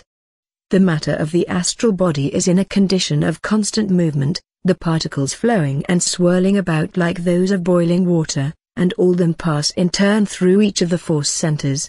Each of these centers then has the power of evoking from the particles of the astral body the ability to respond to a certain set of vibrations, corresponding to what in the physical world we call vibrations of light, sound, heat, and so forth. When therefore, the astral centers are vivified and in working order, they confer these various powers on the whole of the matter of the astral body, so that the latter is enabled to exercise its powers in every part of itself. Consequently, a man functioning in his astral body can see equally well objects in front of him, behind, above and below. The chakrams or centers, therefore, cannot be described as organs of sense in the ordinary sense of that term, though they do convey the powers of sense to the astral body. But even when these astral senses are fully awake, it by no means follows that the man will be able to bring into his physical body any consciousness of their action. He may, in fact, in his physical consciousness know nothing whatever of it. The only way in which the consciousness of these astral experiences can be brought into the physical brain is by means of the corresponding etheric centers, which must first be awakened and made active. The method of awakening is precisely similar to that adopted in the astral body, that is, by arousing Kundalini, which lies dormant in etheric matter in the center near the base of the spine. The arousing is achieved by a determined and long-continued effort of the will, bringing the center at the base of the spine into activity, being, in fact, precisely the awakening of Kundalini. When once this is aroused, it is by its tremendous force that the other centers are vivified in turn. The effect on the centers is to bring into the physical consciousness the powers which were aroused by the development of the corresponding astral centers. In order to bring about these results, however, it is necessary that the serpent fire move to the chakrams in a certain order, and in a certain way, which varies with different types of people. Occultists who understand these matters from first-hand knowledge are always exceedingly careful to give no clue to the order in which the serpent fire should be passed through the centers. The reason for this is on account of the very serious dangers, the gravity of which can scarcely be exaggerated, awaiting those who arouse Kundalini accidentally or prematurely. The most solemn warnings are uttered against attempting anything of the kind until the time is fully ripe, and unless under the guidance of a master or an experienced occultist. Before Kundalini is aroused, it is absolutely essential that a definite stage of moral purity be reached, and also that there will be strong enough to control the force. Some of the dangers connected with the serpent fire are purely physical. Its uncontrolled movement often produces intense physical pain, and it may readily tear tissues and even destroy physical life. It may also do permanent injury to vehicles higher than the physical. One very common effect of arousing it prematurely is that it rushes downwards into the lower centers of the body instead of upwards, resulting in the excitation of the most undesirable passions, which are apartment to be intensified to such a degree that it is quite impossible for the man to resist them. In the grip of such a force he is as helpless as a swimmer in the jaws of a shark. Such men become satyrs, monsters of depravity, being at the mercy of a force out of all proportion to the human power of resistance. It is probable that they will attain certain supernormal powers, but these will serve only to bring them into contact with subhuman beings with which humanity is intended to hold no commerce, and to escape from this thraldom may take more than one incarnation. There is a school of black magic which purposely uses this power in this way, but the lower force centers which in this school are used are always left severely alone by followers of the good law or white magic. The premature unfoldment of Kundalini intensifies also everything in the nature, reaching in fact the lower evil qualities more readily than the good. Ambition, for example, in the mental body is very readily aroused and grows to an inordinate degree. Together with great intensification of intellectual power there comes abnormal and satanic pride. The force of the Kundalini is no ordinary force, but something resistless. If an uninstructed man has the misfortune to arouse it, he should at once consult someone who fully understands such matters. As the Hatha Yoga Pradipika says, it gives liberation to yogis and bondage to fools. There are some cases where Kundalini wakes spontaneously, so that a dull glow is felt. It may even, though rarely, begin to move of itself. In this case it would probably cause severe pain, as, since the passages are not prepared for it, it would have to clear its way by actually burning up a great deal of etheric dross, a process necessarily painful. In such cases the force would usually rush up the interior of the spine, instead of following the spiral course into which the occultist is trained to guide it. An effort of will should be made, if possible, to arrest such an upward rush, but if that proves to be impossible, as is most likely, it will probably rush out through the head and escape into the atmosphere, probably doing no harm further than causing a slight weakening. It may also cause a temporary loss of consciousness. The really serious dangers, however, are connected, not with the upward, but with the downward rush.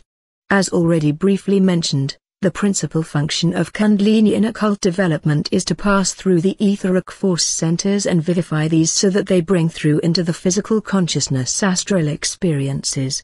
Thus the voice of the silence teaches that a vivification in this manner of the eyebrow center enables one to hear the voice of the master, that is, of the ego or higher self. The explanation of this is that the pituitary body when fully working affords a perfect link between astral and physical consciousness. The mastery of Kundalini has to be repeated in each incarnation, because in each life the bodies are new, but after it has once been thoroughly achieved, repetition becomes an easy matter. The formation of the link between the physical consciousness and that of the ego has its correspondences also at higher levels, meaning for the ego a link with the consciousness of the monad, and for the monad a link with the consciousness of the logos. Age does not appear to affect the development of the chakrams by means of Kundalini, but health is a necessity, as only a strong body could endure strain. Chapter 14 The Atomic Web. We have already seen that there is a very close connection between the chakrams in the astral body and those in the etheric double. Between these two sets of centers, and interpenetrating them in a manner not easy to describe, there is a web or sheath, composed of a single layer of physical atoms, closely woven, much compressed, and permeated with a special variety or prana. The prana which normally comes from the astral into the physical is such that it can pass with perfect ease through the atomic shield, but the latter is an absolute barrier to all other forces which cannot use the atomic matter of both planes. Diagram 14 The atomic shield. Function of shield, to prevent astral influences from prematurely entering physical consciousness. Ways of injuring the shield. 1. Emotion shock, for example, fear, anger. 2. Alcohol. 3. Narcotic drugs, for example, tobacco. 4. Sitting for development. The shield is thus a protection provided by nature to prevent premature opening up of communication between the astral and physical planes. Were it not for this wise provision, all kinds of astral experiences might pour into the physical consciousness where, in the case of most men, they could be productive of nothing but harm. At any moment an astral entity might introduce forces which ordinary man would be quite unprepared to meet, and which would be entirely beyond his strength to cope with. A man would be liable to obsession by any astral entity who desired to seize his vehicle. The atomic shield thus serves as an effective safeguard against these undesirable happenings. It also serves under normal conditions to prevent clear recollection of the sleep life from reaching the physical brain consciousness, and it accounts for the momentary unconsciousness which always occurs at death. Occasionally the returning astral body succeeds in making a momentary impression on the etheric double and dense body, so that when the latter awake there is a touch of vivid memory. This usually quickly vanishes, effort to recall it rendering success more impossible, as each effort sets up physical brain vibrations which tend to overpower the subtler astral vibrations. It is clear, therefore, that any injury to the shield is a serious disaster. Such injury may occur in several ways. Any emotional shock, or any strong emotion of an evil character, which produces a kind of explosion in the astral body, may produce such an effect, rending apart the delicate web and, as we say, driving the man mad. A terrible fright may do this, or an outburst of anger. Sitting for development, as spiritualists call the process, may also injure the web and throw open the doors which nature intended to keep closed. Certain drugs, notably alcohol and all the narcotics, of which tobacco is one, contain matter which on breaking up volatilizes, some of it passing from the physical to the astral state. Students of dietetics, especially those who have studied the effect of toxins, will be interested to learn that even tea and coffee contain the class of material described, though in quantities so small that only after long continued abuse of them would the effect manifest itself. When this takes place, these constituents rush out through the chakrams in the direction opposite to that for which they are intended, and after doing this repeatedly they injure and finally destroy the delicate web. There are only two ways in which this deterioration or destruction may be brought about, according to the type of person concerned and the proportion of the constituents in his etheric and astral bodies. In the first type the rush of volatilizing matter actually burns away the web, and thus breaks down nature's barrier. In the second type the volatile constituents harden the atom, checking and crippling its pulsations, so that it can no longer carry the special form of prana which welds it into the web. The web thus becomes as it were ossified so that instead of too much coming through from one plane to another, we have very little of any kind coming through. The two types are readily recognizable. In the former case we have instances of delirium tremens, obsession, and certain forms of insanity. In the latter case, which is by far the more common, we notice a general deadening of the higher feelings and qualities, resulting in materialism, brutality, animalism, and loss of self-control.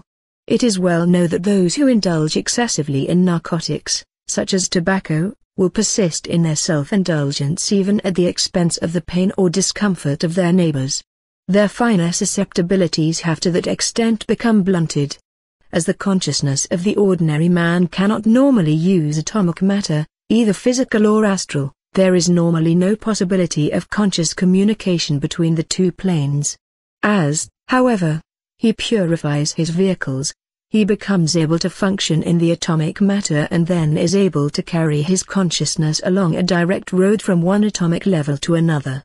In this case the atomic web fully retains its position and activity, permitting the consciousness to pass from one plane to another, while at the same time fulfilling its purpose of preventing close contact with those lower subplanes from which many kinds of undesirable influences are liable to come. The only safe way, therefore, for genuine students of occultism, is not to force in any way the development of psychic powers, but to wait for these to unfold, as they will unfold, in the normal course of evolution. By this way all the benefits will be obtained and the dangers avoided. Chapter 15 Birth. It will now be useful to study the etheric double in its connection with the birth and death of the physical body. Those who have studied the mechanism of reincarnation will be familiar with the fact that, in the case of the etheric body, a factor comes into play which does not operate in the case of the astral or mental bodies. The etheric double is actually built in advance for the incoming ego, by an elemental which is the joint thought form of the 4D Virajas, each of whom presides over one of the four etheric subplanes of physical matter. The primary business of this building elemental is to construct the etheric mold into which the physical particles of the new baby body are to be built. The form and color of this elemental vary in different cases. At first it accurately expresses in shape and size the infant body it has to build. Clairvoyants sometimes see this doll-like figure hovering about, and afterwards within the body of the mother, and have occasionally mistaken it for the soul of the coming baby instead of the mold of its physical body. As soon as the fetus has grown to the size of the mold, and is ready for birth, The form of the next stage at which it has to aim is unfolded, the size, shape and condition of the body as it is to be, so far as the work of the elemental is concerned, at the time when it proposes to leave it. After the elemental has retired, all further growth of the body is under the control of the ego himself. In both these cases the elemental uses itself as the mold. Its colors largely represent the qualities required in the body it has to build, and its form is also usually that destined for it. As soon as its work is done, there is no power left to hold together its particles and the elemental disintegrates. In determining the quality of etheric matter to be used in building the etheric body, we have two things to consider. First, the type of matter, regarded from the point of view of the 7 rays or vertical divisions, and secondly, the quality of matter, regarded from the point of view of its coarseness or fineness, or horizontal divisions. The former, the ray type, is determined by the physical permanent atom, which has the type and subtype impressed upon it. The latter is determined by the past karma of the man, the building elemental being charged with the production of the type of physical body suited to the man's requirements. The elemental, in fact, consists of that portion of the prarabdha karma of the individual which is to express itself in the physical body. On the selection made by the building elemental depends, for example, whether the body will be naturally clever or stupid, placid or irritable, energetic or lethargic, sensitive or unresponsive. The potentialities of heredity are latent in the maternal ovum and the paternal spermatozoon, and from these the elemental makes his selection according to the requirements of the case. Although the elemental in charge of the body from the first, the ego only comes into contact with his future habitation later, some time before physical birth. If the characteristics the elemental has to impose are few in number, it is able to withdraw early and leave the ego in full control of the body. Where however, much time is required to develop the limitations needed, the elemental may retain its position until the body is 7 years old. Etheric matter for the infant body is taken from the body of the mother, hence the importance of the latter supplying her body with only the purest materials. Unless the elemental is charged with some special development in the way of features, such as unusual beauty or the reverse, the principal agency at work in this direction will be the thoughts of the mother and the thought forms which float around her. The new astral body comes into connection with the etheric double at a very early stage, and exercises considerable influence over its formation, the mental body also working through it upon the nervous organization. Chapter 16 Death. We have previously seen that, under certain conditions, the etheric double may be separated from the dense body, though it is always connected with it by a thread or cord of etheric matter. At death the double finally withdraws from the dense body and may be seen as a violet mist, gradually condensing into a figure which is the counterpart of the expiring person and attached to the dense body by a glistening thread. This thread or magnetic cord is snapped at the moment of death. As the Buddhic life web, accompanied by prana, disentangles itself from dense physical matter at death, it draws itself together in the heart round the permanent atom. The atom, web and prana then rise along the secondary sushumna nadi into the third ventricle of the brain, thence to the point of junction of the parietal and occipital sutures, and finally out of the body. The life web remains enshrouding the physical permanent atom, in the causal body, until the time comes for a new physical body to be built. The withdrawal of the etheric double, and with it of course prana, destroys the integral unity of the physical body, thus leaving it merely as a collection of independent cells. The life of the separate cells themselves continues, as evidenced by the well-known fact that hairs on a corpse will sometimes continue to grow. The moment the etheric double withdraws, and consequently prana ceases to circulate, the lower lives, that is, the cells, run rampant and begin to break down the hitherto definitely organized body. The body is thus never more alive than when it is dead, but it is alive in its units, and dead in its totality, alive as a congeries, dead as an organism. As Eliphas Levi says, the corpse would not decompose if it were dead, all the molecules which compose it are living and struggle to separate. Isis Unveiled, I, 480. When the double finally quits the dense body, it does not go far away but usually floats over it. In this condition it is known as the wraith, and sometimes appears to those with whom it is closely bound up as a cloudy figure, very dully conscious and speechless. Unless disturbed by tumultuous distress or violent emotion, the state of consciousness is dreamy and peaceful. It is during the withdrawal of the double, as well as afterwards, that the whole of the man's past life passes swiftly in review before the ego, every forgotten nook and corner of the memory yielding up its secrets, picture by picture, event by event. In these few seconds the ego lives over again his whole life, seeing his successes and failures, loves and hatreds. He perceives the predominant tendency of the whole, and the ruling thought of the life asserts itself, marking the region in which the chief part of the post-mortem life will be spent. As the Kaushitaka describes it, at death prana gathers everything together and, withdrawing from the body, hands everything onwards to the knower, who is the receptacle of all. This stage is usually followed by a brief period of peaceful unconsciousness, due to the withdrawal of the etheric matter and its entanglement with the astral body, thus preventing the man from functioning either in the physical or the astral world. Some men shake themselves free from the etheric envelope in a few moments, others rest within it for hours, days, or even weeks, though usually the process does not take longer than a few hours. As the days pass, the higher principles gradually disengage themselves from the double, and the latter then becomes in its turn an etheric corpse, which remains near the dense one, both disintegrating together.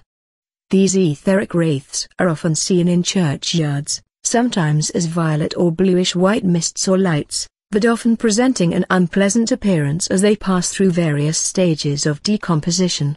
One of the great advantages of cremation is that by destroying the dense body, the etheric body also loses its nidus and so rapidly disintegrates. If a man is so misguided as to wish to cling to the physical life, and even to his own corpse, the preservation of the dead body, either by burial or embalming, offers a distinct temptation to him to do so, and immensely facilitates his unfortunate purpose. Cremation entirely prevents any attempted partial and unnatural temporary reunion of the principles. In addition, there are certain unpleasant forms of black magic, fortunately rare in Western countries at least, which make use of the decaying physical body. The etheric body of a dead person may also be similarly used in a variety of ways. All of these possibilities are avoided by the wholesome practice of cremation. It is quite impossible for a dead person to feel the effects of the fire on his discarded body, for, so long as it is death, the astral and etheric matter have been completely separated from the dense physical. Although it is quite impossible for a dead person to get back entirely into his dead body, yet, in the case of one who knows nothing beyond purely physical life and is crazy with fear at being entirely cut off from it, it is possible for him, in his frantic effort to keep in touch with physical life, to get hold of the etheric matter of the discarded body and drag it about with him. This may be the cause of considerable suffering, entirely unnecessary, and easily avoided by the practice of cremation. In the case of people who cling desperately to physical existence, the astral body cannot altogether separate from the etheric, and they awaken still surrounded by etheric matter. The condition is very unpleasant, as such a person would be shut out from the astral world by the shell of etheric matter, and at the same time the loss of physical sense organs prevents him from coming fully in touch with earth life. Consequently he drifts about, lonely and dumb and terrified, in a thick and gloomy fog, unable to hold intercourse with either plane. In process of time the etheric shell wears out, in spite of his struggles, though usually not until after he has suffered intensely. Kindly people among the dead, and others, endeavor to help the class of person described, but seldom with success. Sometimes a person in this condition may endeavor to get in touch once again with the physical plane through a medium, though usually the medium's spirit guides sternly forbid them access, knowing that the medium runs the risk of being obsessed or maddened. Occasionally an unconscious medium, usually a sensitive young girl, may be seized upon, but the attempt can be successful only if the girl's ego has weakened his hold on his vehicles by indulging in undesirable thoughts and passions. Occasionally also a human soul wandering in this grey world may succeed in partially obsessing an animal, those most commonly seized upon being the less developed, cattle, sheep or swine, though cats and dogs or monkeys may also be used in this way. This appears to be the modern, that is, fifth race, substitute for the awful life of the vampire, found in fourth race peoples. Once entangled with an animal, it is possible to disentangle oneself only gradually and by considerable effort, extending probably for many days. Freedom usually comes only at the death of the animal, and even then there remains an astral entanglement to shake off. Chapter 17 Healing. We have already seen that a man in vigorous health is continually throwing off from his body vital emanations which may be absorbed by others. In this way the latter will be strengthened, and minor illnesses may be cured, or, at least, recovery expedited. As, however, the currents of prana are amenable to the will, it is possible for a man consciously to direct the streams of vitality which pour out of him, as well as greatly to augment their natural flow.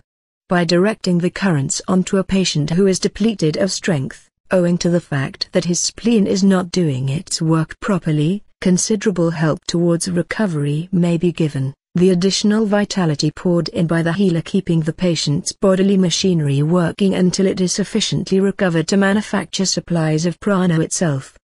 The healing of the weak by the strong may thus be achieved, in certain cases, merely by physical proximity, the process being either entirely unconscious and automatic, or it may be assisted and expedited to almost any extent by conscious effort. Much benefit may often be given merely by pouring into the patient copious streams of vitality, which will flood the patient's system with vitalizing energy, or the operator may direct the flow to the particular portion of the body which is out of health. Merely to increase the circulation of prana is sufficient to cure many minor diseases. All nervous diseases imply a jangled condition of the etheric double, and that is also the cause of digestive troubles and sleeplessness. Headaches are usually caused by congestion, either of blood or of the vital fluid, sometimes called magnetism. A strong current directed by the healer through the head of the sufferer will wash away the congested matter and the headache will disappear. These methods are comparatively simple and by no means difficult to apply, though a skillful healer, especially if clairvoyant, can improve on them enormously. One such improvement, which demands some knowledge of anatomy and physiology, is to make a mental picture of the diseased organ, and then image it as it should be in health. The strong thought will mold etheric matter into the desired form, which will help nature to build us new tissues much more rapidly than would otherwise be possible.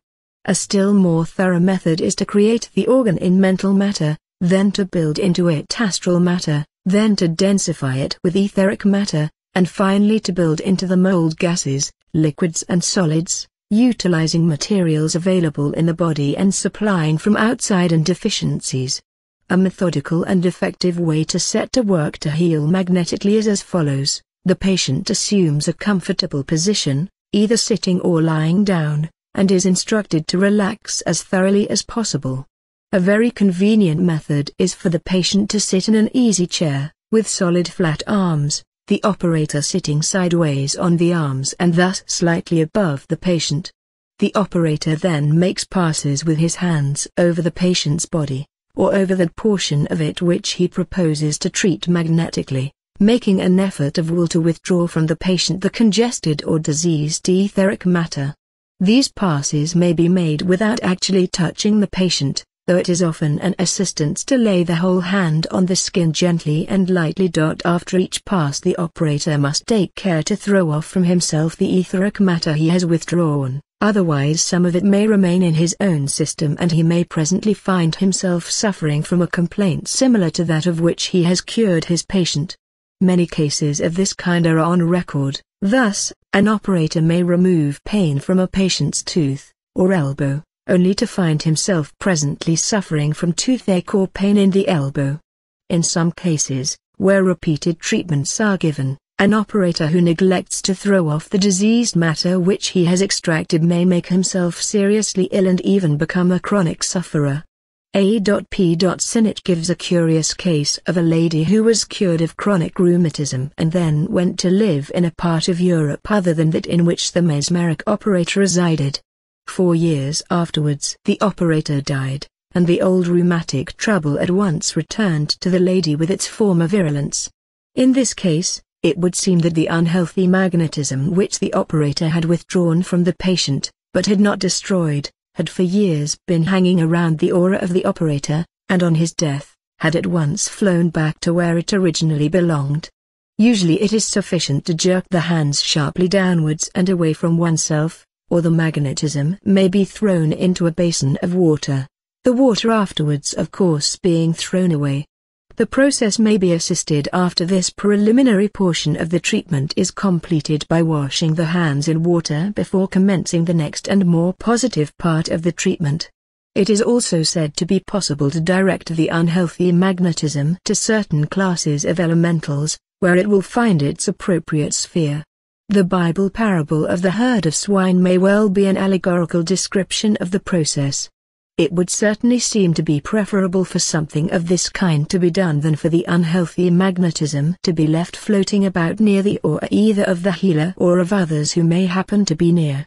A slight variation of the above method, especially useful in the case of local congestion, is to place the hands, one on either side of the affected area, and to direct a stream of cleansing magnetism from the right hand to the left hand, this magnetism driving out the patient's congested material. The way having been prepared, the next stage is to pour into the patient one's own magnetic fluid and prana. This is done by making similar passes, though this time with a strong effort of will to pour out one's own force into the patient. This, as before, may be done by means of long sweeping passes over the whole body, or by shorter passes over a special area, or again, the two hands may be used, the current being passed from the right hand to the left, through the area that is being treated. The student will readily recognize the desirability of the healer being himself perfectly healthy, because otherwise he is liable to pour into the patient some of his own unhealthy magnetism. It should be noted that in magnetic healing clothing is somewhat of a barrier, silk being in this respect the worst. The minimum possible, therefore, according to circumstances, should be worn by the patient.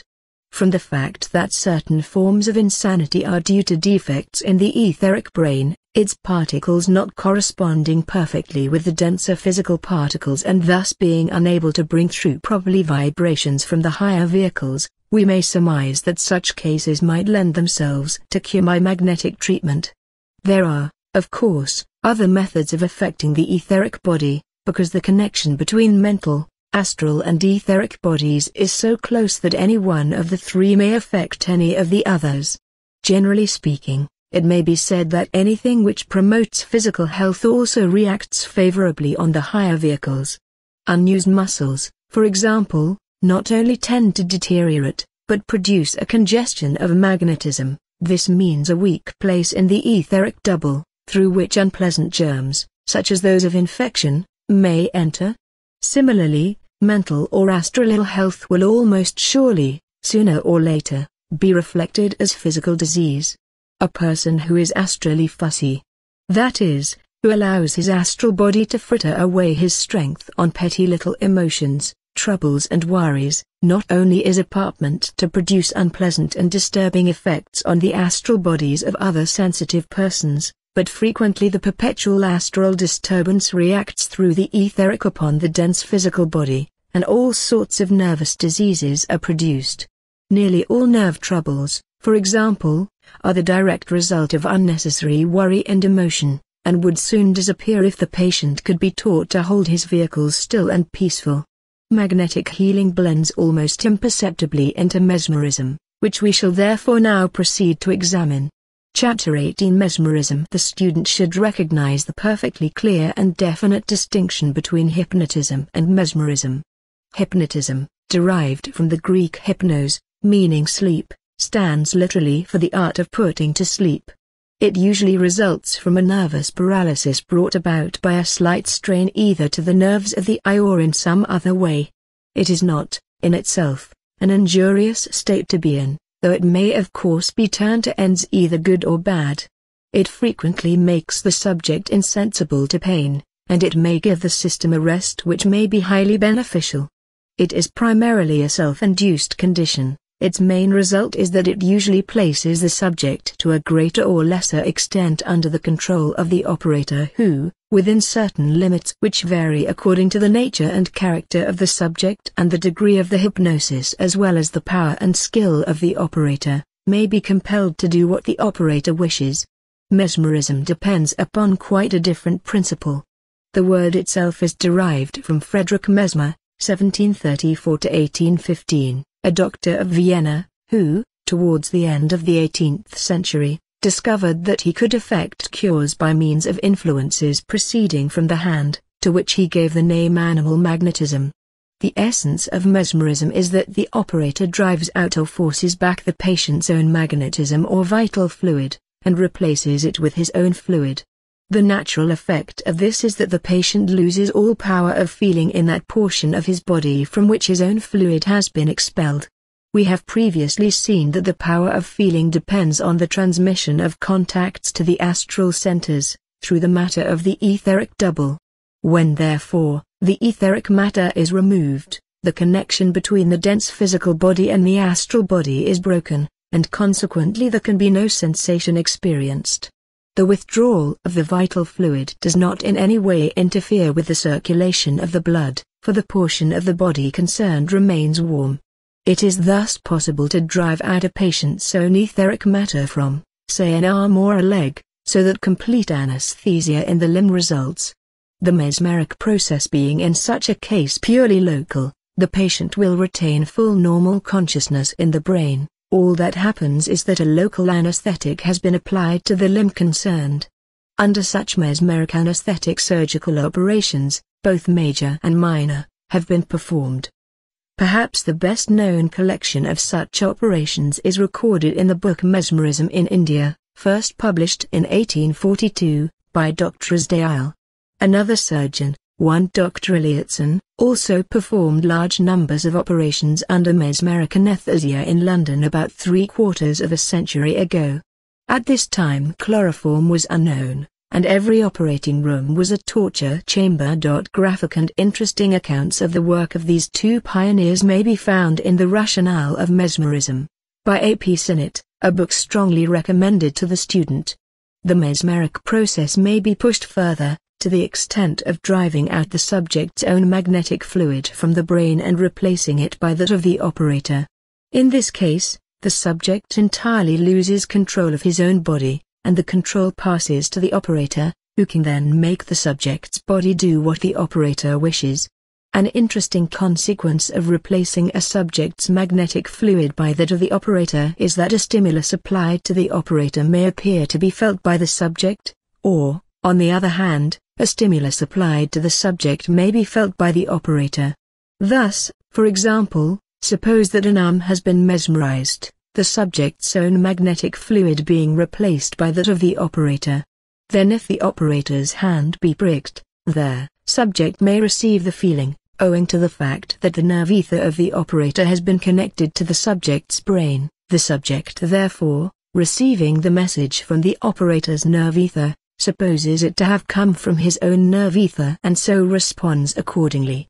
This phenomenon is usually known as magnetic sympathy, and many cases may be read of in the literature of the subject. It is not essential to make passes with the hands in order to mesmerize. The only use of the hands is to concentrate the fluid, and perhaps to help the imagination of the operator. Anything which assists the imagination, making it easier, that belief upon which the action of the will so largely depends. A skillful mesmerist, however, can manage quite well without any passes whatever, achieving his results merely by looking at his subject and using his will. It would appear that the etheric mechanism of the body consists of two distinct divisions, the one unconscious and connected with the sympathetic, the other conscious and voluntary, and connected with the cerebrospinal system, and that it is possible to mesmerize the latter, but not the former. A mesmerist would not, therefore, usually be able to interfere with the ordinary vital processes of a patient's body, such as breathing or the circulation of the blood.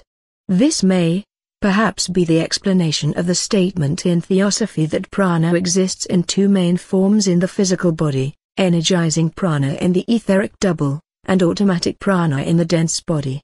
As in the case of magnetic healing, it is obviously eminently desirable that a mesmerist should be physically healthy. For a healer or magnetizer pours into the patient not only prana, but also his own emanations, and in this way it is possible for the operator to convey physical disease to the subject.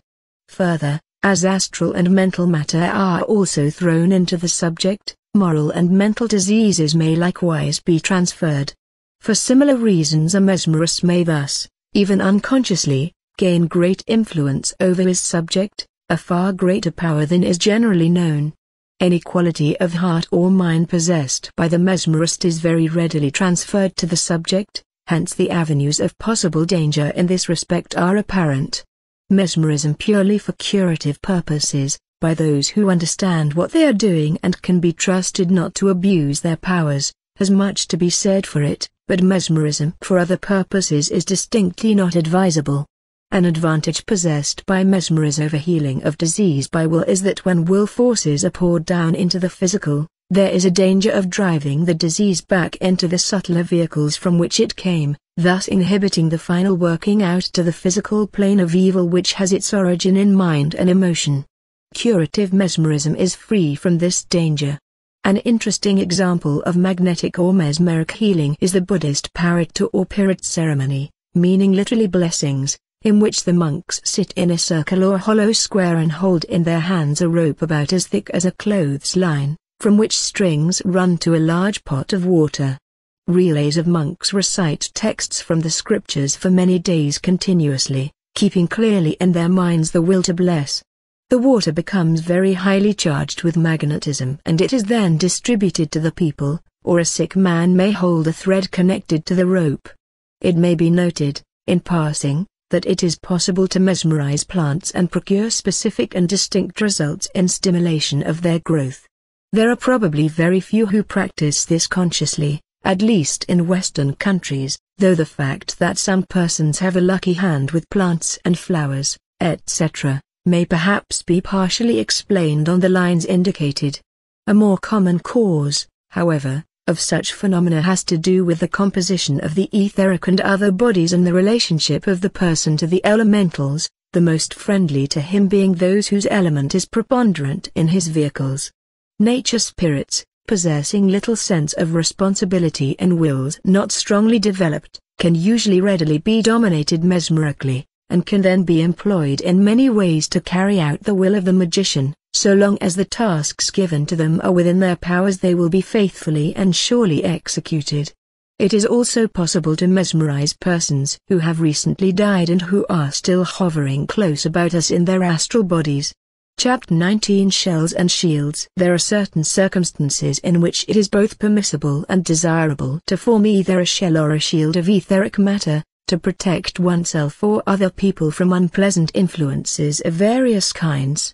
Thus, for example, in a mixed crowd there is quite likely to be present some physical magnetism distasteful, if not positively injurious, to a student of occultism. Some persons, also, being themselves low in vitality, have the faculty, usually unconscious, of depleting others in their vicinity of their stores of prana. Provided these vampire-like people took from others only those etheric particles which are normally expelled from the body as not needed, no harm would be done, but often the suction is so intense that the whole circulation of prana in the victim is hastened, the rose-colored particles also being drawn out of the system before their pranic content has been assimilated by their owner. A capable vampire can thus drain a person of all his strength in a few minutes. The vampire is not appreciably benefited by the vitality of which he has robbed others, because his own system tends to dissipate what he acquires without proper assimilation. A person in this condition needs mesmeric treatment, strictly limited quantities of prana being supplied to him, until the elasticity of his etheric double is restored, so that both the suction and the leakage cease. The leakage of vitality takes place through every pore of the body rather than through any one portion of it. In certain abnormal cases, another entity may attempt to seize and obsess the physical bodies of others. Or, again, it may be necessary to sleep, for example, in a railway carriage, in close proximity with people of the vampire type or whose emanations are coarse and undesirable, or the student may have to visit persons or places where disease is rampant. Some people are so sensitive that they are apartment to reproduce in their own bodies the symptoms of others who are weak and diseased. Others, again, suffer considerably from the incessant play of the multiplex vibrations of a noisy city. In all these cases an etheric shell may be utilized with advantage to protect oneself.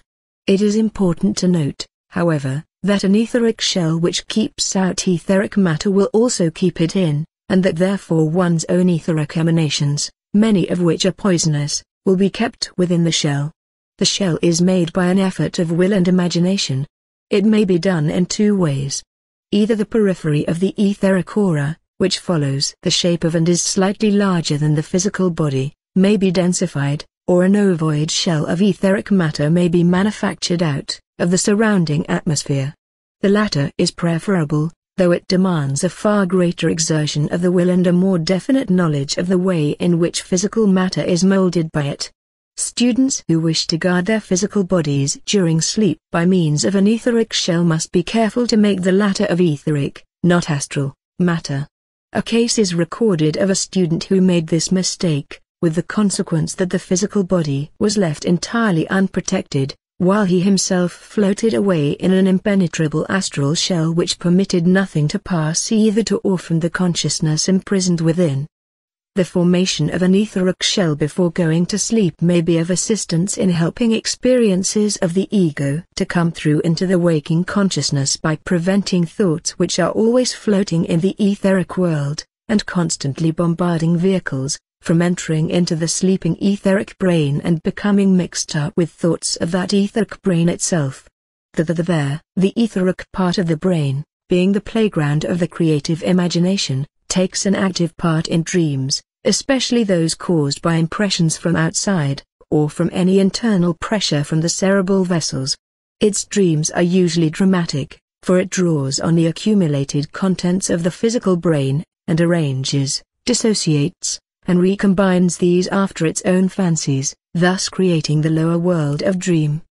The best method of remaining, whilst awake, practically impervious to the impingement of thought from without is to keep the brain fully employed instead of leaving it idle, the door wide open for the streams of inconsequent chaos to pour into it.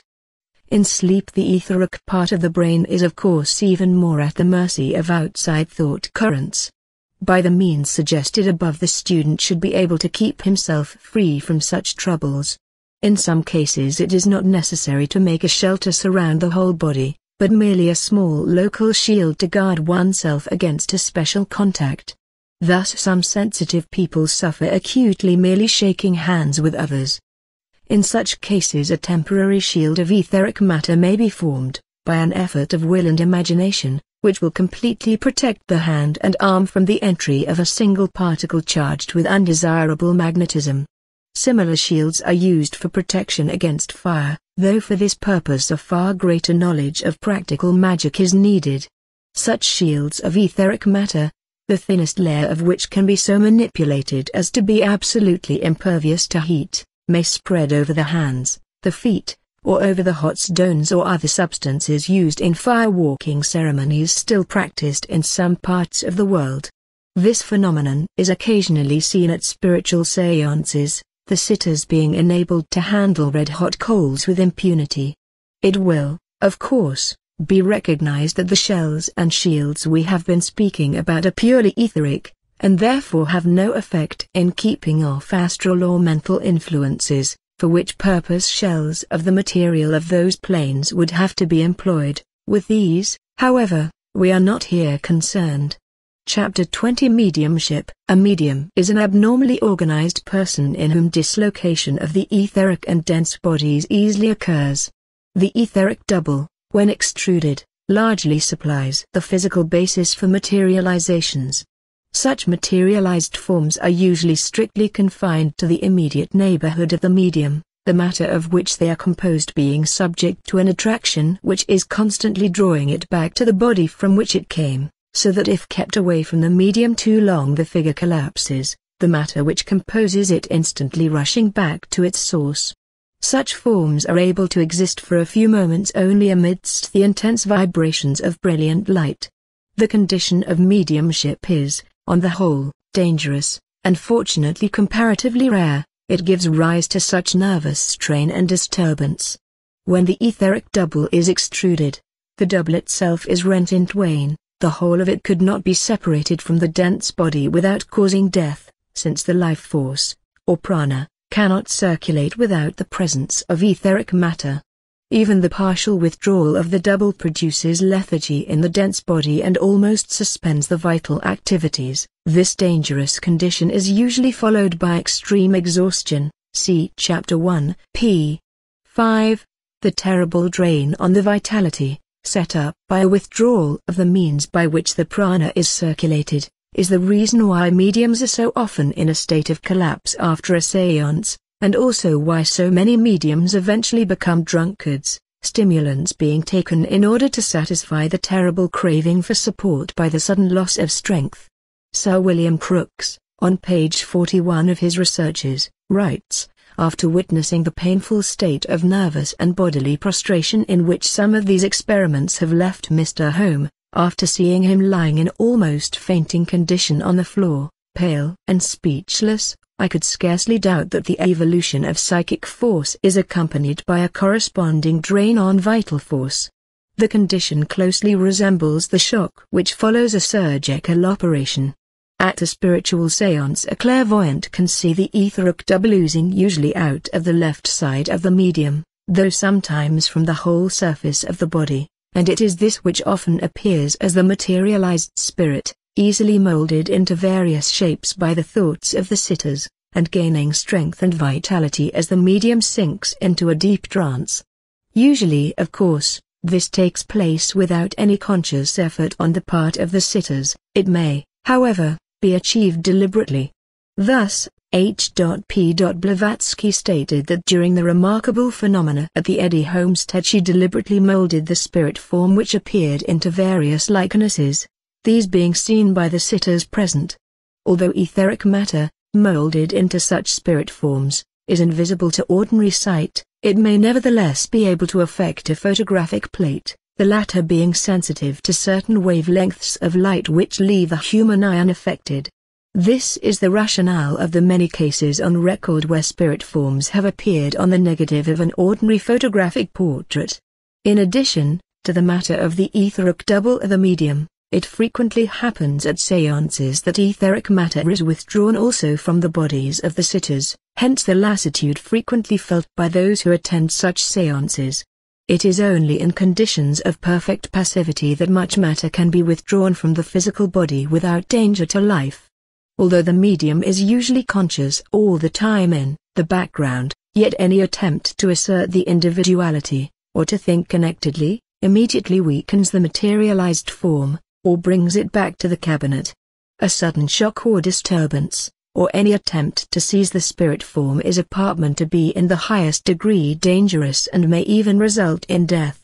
In addition to the extrusion of etheric matter, in many cases the dense physical matter, probably chiefly gases and liquids, is also removed at the same time from the body of the medium. Many cases are on record where, during a materialization, the body of the medium shriveled perceptibly, the shrunken, wizened appearance of the face being said to be singularly ghastly and unpleasant to see. By actual weighing, the physical body of the medium has been found to be as much as 40 pounds less than normal, whilst the weight of the materialized form has been found to be at least as much as the diminution of the medium's weight, and usually more than this, presumably owing to the extraction of some dense matter from the bodies of the sitters. In one well-known case a materialized form carried the diminished body of the medium, Mr. Iglington. To an astral entity, who wishes to manifest himself or to produce some phenomenon on the physical plane, a medium serves the purpose of providing the necessary etheric matter, which acts as an intermediary to convey the astral forces into physical matter. A somewhat similar process takes place when a dead drunkard, hovering about a gin shop, draws round himself a veil of etheric matter, in order that he may absorb the odor of the alcohol for which he craves. Being unable to smell alcohol in the same way as we do, he tries to induce others to become drunk, so that he may be able partially to enter their physical bodies and obsess them, thus once more directly experiencing the taste and other sensations he so ardently desires. Sometimes only sufficient etheric is withdrawn from a medium to produce an etheric hand, or even just sufficient of the fingers to hold a pencil and write, or to enable raps to be made, objects to be overturned or moved, and so forth. Usually, etheric matter, as well as dense physical matter, is withdrawn from the medium and utilized so as to cover an astral shape just sufficiently to make the latter visible to the sitters, the form seen thus not being solid but merely a thin film. Spirit drapery, however, so usual at seances, is frequently made from the clothing of the medium or of a sitter. The texture may be quite coarse, or exceedingly fine, finer in fact than any product of Eastern looms. Occasionally such drapery may be removed from the seance room, sometimes lasting for years, at other times fading away in an hour or so, or even in a few minutes. There can be no question that, except possibly in very rare cases, and where every possible precaution is taken, the practice of mediumship is harmful, and may be exceedingly dangerous. Nevertheless, it must be admitted that by its means large numbers of people have acquired knowledge of, or belief in, the reality of the unseen world and of the continuance of life after death. On the other hand, it may be urged that such knowledge or such belief could have been secured in other and less harmful ways. A trained occultist, for example, connected with any school of white magic, would never interfere with the etheric double of any man in order to produce a materialization, nor would he disturb his own if he wished to make himself visible at a distance. He would simply condense and build into and around his astral body a sufficient quantity of the surrounding ether to materialize it, and hold it in that form by an effort of will as long as he needed it. Most spirit guides are well aware of the dangers to which their mediums are exposed, and take every precaution in their power to protect the mediums. Even the spirits themselves may occasionally suffer when, for example, a materialized form is struck or wounded, owing to the intimate connection established between the etheric matter of the materialized form and the astral matter of the spirit's body. It is of course true that no physical weapon could affect an astral body, but an injury to a materialized form may be transmitted to the astral body by the phenomenon known as repercussion. Owing to the fact that during a materialization matter may be borrowed from all the sitters present as well as from the medium, a considerable intermixture of such matter may take place, and consequently undesirable qualities or vices in any one of the sitters are liable to react upon the others and the most of all upon the medium, who is most drawn upon and is almost certainly the most sensitive person present. Nicotine and alcohol poisoning appear to be especially liable to produce unpleasant effects in this manner. Mediums of low type inevitably attract eminently undesirable astral entities, who may reinforce their own vitality at the expense of mediums and sitters. Such a spook may even attach itself to anyone present, who is of low development, with deplorable results. Cases are known where some outside entity, either incarnate or excarnate, has seized upon the body of a sleeping man and used it, perhaps in sleepwalking, for his own ends. This would be most likely to happen with a person who is mediumistic. Chapter 21 The work of Dr. Walter J. Kilner. In the book called The Human Atmosphere, 1911, Dr. W. J. Kilner describes the investigations he has made on the human aura by means of colored screens. Dr. Kilner's main principles and discoveries are summarized in this chapter. For further details, especially of the manner of using the screens, the reader is referred to the book mentioned. It is interesting to note that Dr. Kilner expressly disclaims all clairvoyant power and did not even read accounts of the aura until over 60 of his patients had been examined. He claims that his methods are purely physical and can be employed with success by anyone who takes the necessary pains. The screens are thin, flat glass cells, containing dicyanide dyes in alcohol. Various colors are employed, for different purposes, such as dark and light carmine, blue, green and yellow. The operator looks through a dark screen at the light for half a minute or longer, and then at the patient through a pale screen. When he finds he is able to perceive the aura. Use of the screens appears to affect the eyes, at first temporarily and later permanently, so that after a time the operator is able to perceive the aura even without the screens. Great care, however, is advised in using the screens, as the eyes tend to become very painful. A dull diffused light, from one direction only, preferably from behind the observer, should be used, generally sufficient to enable the body to be seen distinctly. A dead black background is usually necessary, though for some observations a white one is required. The person being observed should be about 12 inches in front of the background, to avoid shadows and other optical illusions.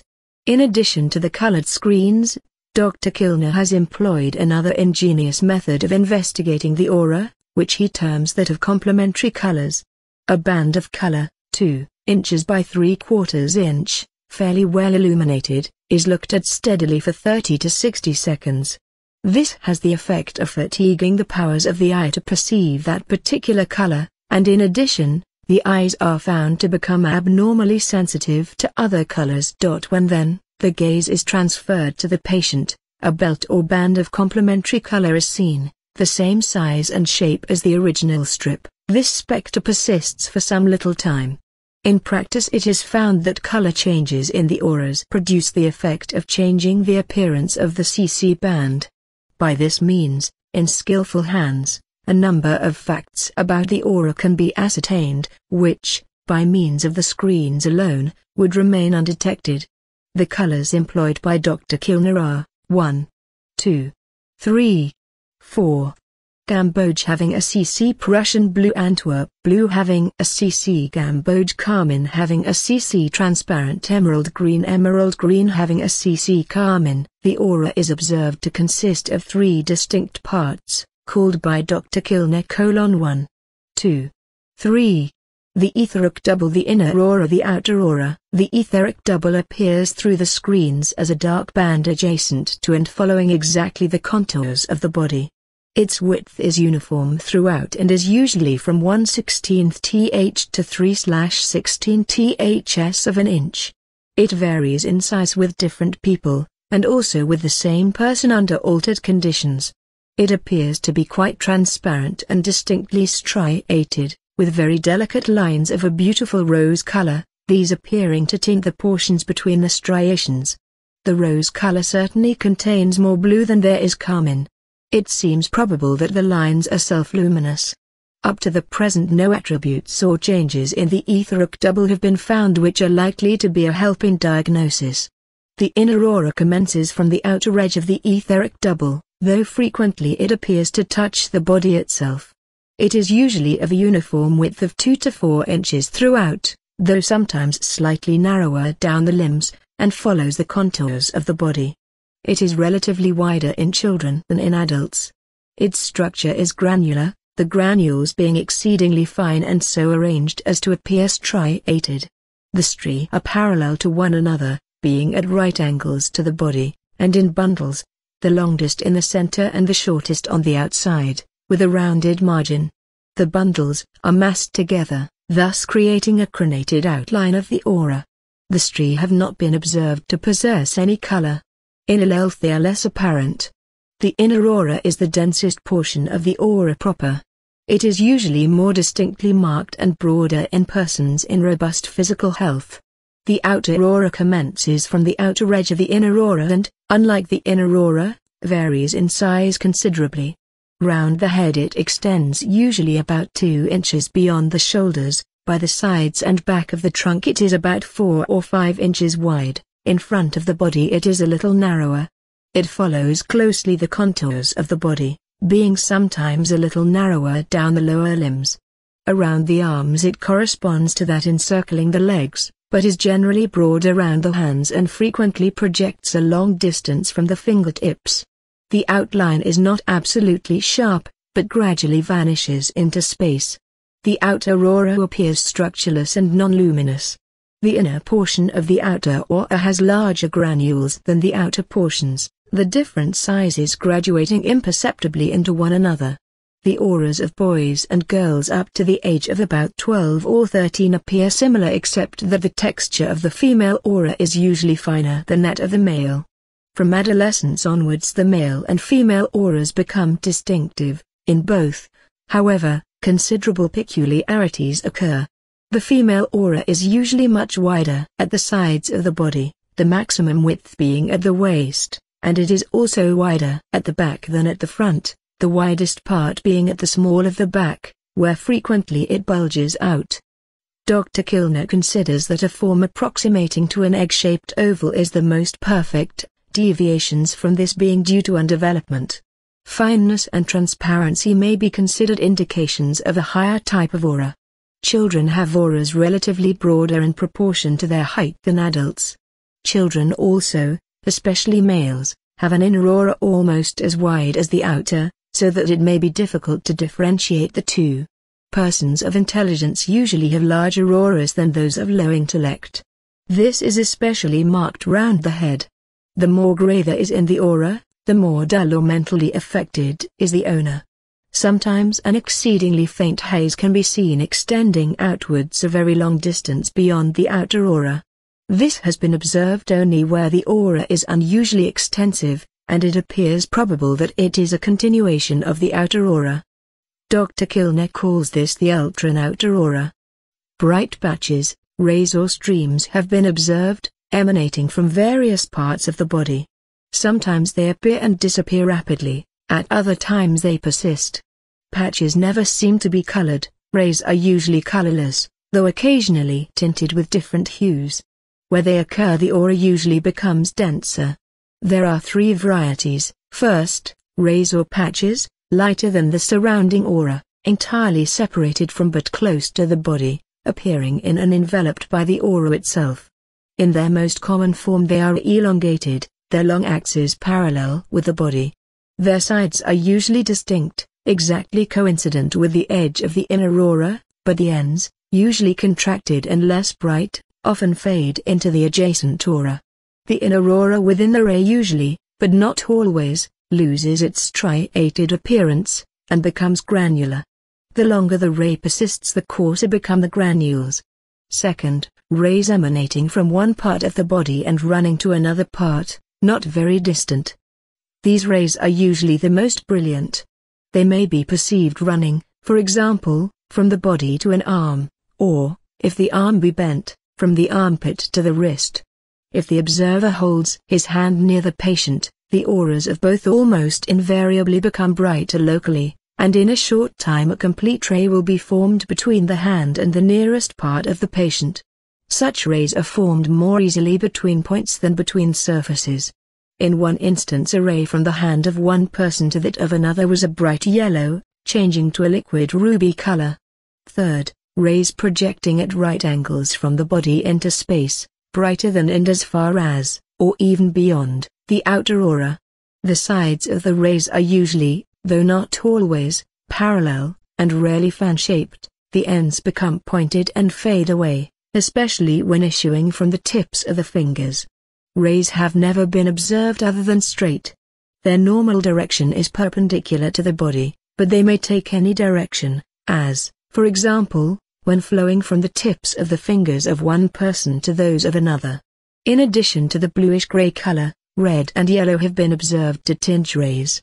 The facts that their structure resembles that of the inner aura, and that they have never been observed to diminish the adjacent outer aura, either in density or brightness, justify the conclusion that the rays in the inner aura have a common origin, the body, and that therefore a ray is merely an extended bundle of stria of the inner aura. Dr. Kilner has found also that, under similar conditions, though with more difficulty, he was able to perceive a haze or aura surrounding magnets, particularly the poles, having a bluish color, a yellow aura around a crystal of uranium nitrate, a bluish aura around the poles of galvanic cells, around any conductor joining the poles, and in the space between two wires connected each to one of the poles and to one another. From the facts, 1. That the inner aura has a striated structure, whilst the outer aura is entirely nebulous. 2. That the inner aura has a fairly well-marked border, that of the outer aura being ill-defined. 3. That the outer margin of the inner aura is crenated, but that of the outer aura does not in any way correspond. 4. That rays proceed from the inner aura but in no case have been observed to commence in the outer aura and pass through to the inner aura. Dr. Kilner concludes, 1. That the outer aura is most probably derived from the inner, and 2. That the two auras are most probably not the product of one and the same force. Dr. Kilner thus posits, 1. Number 1 auric force, for short 1F, which originates the inner aura, and 2. Number 2 auric force, 2F, which originates the outer aura. 1F acts apparently very intensely within a prescribed area. Through local increase of force, rays may be projected consciously by an effort of will. 2F is more mobile and has a wider range of action than 1F. It appears to be entirely independent of the will. Different states of health, general or local, act on the forces, and through them on the auras, though not necessarily in the same manner on both inner and outer auras. A local affection may cause all the stri to disappear from the inner aura, the latter becoming more opaque and dense, and changing its color. It may also appear roughly rayed, in a manner quite different from the fine stri of health, or it may form a space devoid of the inner aura. An affection over a large portion of the body may make the inner aura narrower on one side of the body than on the other. This is accompanied by an alteration of texture in the inner aura and often also the color. Variations in the outer aura, consequent upon 2F, are less than is the case with the inner aura. The width may contract, but never quite disappear, and the color may change. A change over a large area of the body may completely alter the shape of the outer aura. The outer aura may become narrower, the inner aura being unaffected, but if the inner shrinks, the outer does also. Changes in the auras may be produced by disease. In hysteria, the outer aura is wider at the sides of the trunk, its width contracts suddenly near the pubes, a bulge occurs at the back in the lumbar region. In epilepsy, one side of both inner and outer auras for their whole length is usually contracted. The inner aura becomes opaque, the texture coarser, and striation diminishes or disappears. The color is usually gray. A contraction of the inner aura invariably implies a grave malady. Occasionally an absolute break in the aura is observed. The inner aura does not alter in shape or size to any great extent, but it changes considerably in texture. The outer aura varies more frequently and more extensively in shape and size, but almost imperceptibly in texture. In case of disease, the earliest morbid symptom is diminution or complete loss of striation. Together with this, the granules become coarser, this being apparently due to amalgamation of smaller granules. Derangement of the inner aura is accompanied by a peri-passu alteration of the outer aura. The preparation of the eye by means of the screens renders it difficult to appreciate accurately variations in the color of the aura. The color in the main appears to range from blue to gray, the color depending more on temperament and mental powers than on changes in bodily health. The greater the mental vigor, the bluer becomes the aura. Deficiency of mental power tends to grayness in the aura. Dr. Kilner carried out a few experiments which demonstrated not only that rays could be projected by an effort of will from various parts of the body, but also that the color of the ray or a part of the aura could be varied by an effort of will. Red, yellow and blue colors have been produced in this way. Blue was found to be the easiest to produce, and yellow the most difficult. A careful study of Dr. Kilner's results reveals that these agree with considerable accuracy with those obtained by clairvoyance. Dr. Kilner, however, appears to have studied more minutely, in some respects, the structure of the aura and the effects on it of disease. That which Dr. Kilner terms the etheric double is evidently identical with that which is described under the same name as clairvoyance. The striations of Dr. Kilner's inner aura are clearly the same as the health aura, See Chapter 4, p. 32. That which Dr. Kilner describes as the outer aura would appear to the present writer to consist of etheric particles from which the prana has been withdrawn and other etheric matter discharged from the body. See Chapter 11, Discharges. The student should compare the outlines of auras given in Dr. Kilner's book with Plate 24, of the health aura in man, visible and invisible. It would appear legitimate to surmise that further improvement of Dr. Kilner's methods would lead to the physical perception of 1. The etheric chakrams, 2. The flow of prana into and through the body, 3. The nature and structure of the etheric double within the body. Dr. Kilner having referred to the difficulty of perceiving the aura against a background of flesh, the present writer has wondered whether a suitable background could not be obtained by coloring in some way the skin of the person being observed. Dr. Kilner states that his one objective in making his investigations has been to utilize the aura as a means of diagnosis. It is therefore more than probable that further investigations would reveal properties of the aura which, while perhaps having no diagnostic utility, would, nevertheless, be of scientific interest.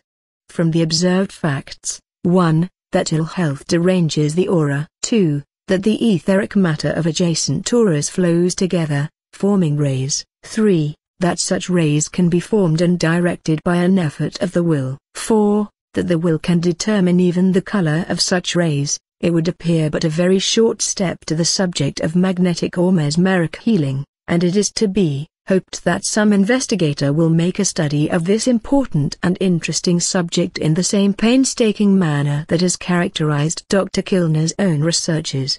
Chapter 22 Etheric Faculties. Etheric faculties are extensions of the ordinary physical senses, enabling the possessor to appreciate vibrations pertaining to the etheric portion of the physical plane. Such impressions will be received through the retina of the eye, affecting of course its etheric matter. In some abnormal cases other parts of the etheric body may respond as readily as, or even more readily than, the eye. This would usually be due to partial astral development, the sensitive areas of the etheric double nearly always corresponding to the astral chakrams. There are roughly two main kinds of clairvoyance, the lower and the higher. The lower variety appears sporadically in undeveloped people, such as savages of Central Africa, and is a sort of massive sensation vaguely belonging to the whole etheric body, rather than an exact and definite sense perception communicated through a specialized organ. It is practically beyond the man's control. The etheric double being in exceedingly close relationship with the nervous system, any action on one of them reacts speedily on the other. In the lower clairvoyance the corresponding nervous disturbance is almost entirely in the sympathetic system. In more developed traces the vague sensitiveness usually disappears as the mental faculties are developed. Later on, when the spiritual man begins to unfold, he regains clairvoyant power. This time, however, the faculty is precise and exact, under the control of the will, and exercised through a sense organ. Any nervous action set up is almost exclusively in the cerebrospinal system. The lower forms of psychism are most frequent in animals and very unintelligent human beings. Hysterical and ill-regulated psychism is due to the small development of the brain and the dominance of the sympathetic system, the large nucleated ganglionic cells in this system containing a very large proportion of etheric matter, and thus being easily affected by the coarser astral vibrations. Etheric vision may be temporarily stimulated, for example, by delirium tremens, so that the sufferer may see etheric, as well as astral, creatures. The snakes and other horrors seen in such cases are almost invariably creatures of low type which feast on alcoholic fumes exuding from the drunkard's body. It should be noted that the etheric double is peculiarly susceptible to the volatile constituents of alcohols. Clairvoyant faculty may also sometimes be exhibited under the influence of mesmerism, also by an increased tenseness of the nerves, caused by excitement, hysteria, ill health, drugs, or certain ceremonial rites which induce self-hypnotism. It is not, however, advisable to allow oneself to be thrown into mesmeric sleep in order to obtain clairvoyant experiences, because domination of the will by that of another person tends to make the will of the subject weaker and thus more liable to be acted upon by others. Occasionally a person fortunate enough to have gained the friendship of etheric nature spirits may be helped by these creatures to attain flashes of temporary clairvoyance, in order that the person may see them. In order to cultivate such friendship, it must be remembered that these nature spirits are intensely shy and distrustful of men. They object to the physical emanations of the average man, of meat, tobacco, and alcohol, also to low selfish feelings, such as lust, anger, or depression. Strong, unselfish feelings of a lofty nature create the kind of atmosphere in which nature spirits delight to bathe. Almost all nature spirits are fond of music, and some are especially attracted by certain melodies. C.W. Leadbeater writes that he has seen shepherd boys in Sicily playing on their homemade panpipe, with an appreciative audience of fairies frisking around them, of which they were probably blissfully unconscious. Sometimes, however, peasants do see nature spirits, as the literature of many peoples affirms. One method of developing etheric sight is by utilizing the imagination. An endeavor is made to imagine what the inside of a physical object, such as a closed box, would be like, that is, to guess with an effort of strained attention, trying to see that which by ordinary sight could not be seen. After many attempts it is said that the guessing becomes more frequently correct than a theory of probability would demand, and presently the man begins actually to see etherically that which at first he only imagined. It is said that this practice is followed by the Zuni tribe of American Red Indians. See Service Magazine, April, 1925, article by Beatrice Wood. Great numbers of people, if they will take the trouble to look, under suitable conditions of light, can see the mesmeric fluid, that is, the nerve ether, as it streams from the hands of the mesmerist. Baron Reichenbach, in the middle of the 19th century, records that he found over 60 persons able to see these emanations, and some could see also a somewhat similar emanation proceeding from physical magnets, from crystals, and from a copper wire, one end of which was exposed to sunlight. The observers were usually shut up in a dark room for some hours in order to make the retina more sensitive. It is reported that some French scientists, who could not normally see the N-rays, became able to do so after sitting in darkness for 3 or 4 hours. We may here note that N-rays are due to vibrations in the etheric double, causing waves in the surrounding ether.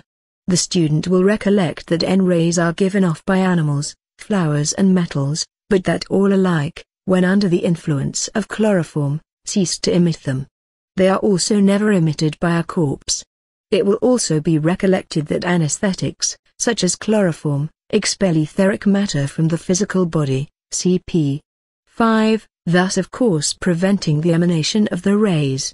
A full and controlled possession of etheric sight enables a man to see through physical matter. A brick wall, for example, seems to have the consistency of a light mist. The contents of a closed box could be accurately described and a sealed letter read. With a little practice it is also possible to find a passage in a closed book.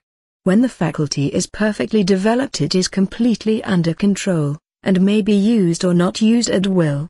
It is said to be easy to change from ordinary to etheric vision as to alter the focus of the eyes, the change being in reality a focusing of consciousness.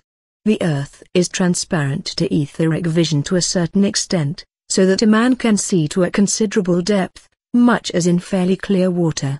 A creature burrowing underground could thus be seen, or a vein of coal or metal could be seen, if not too far below the surface.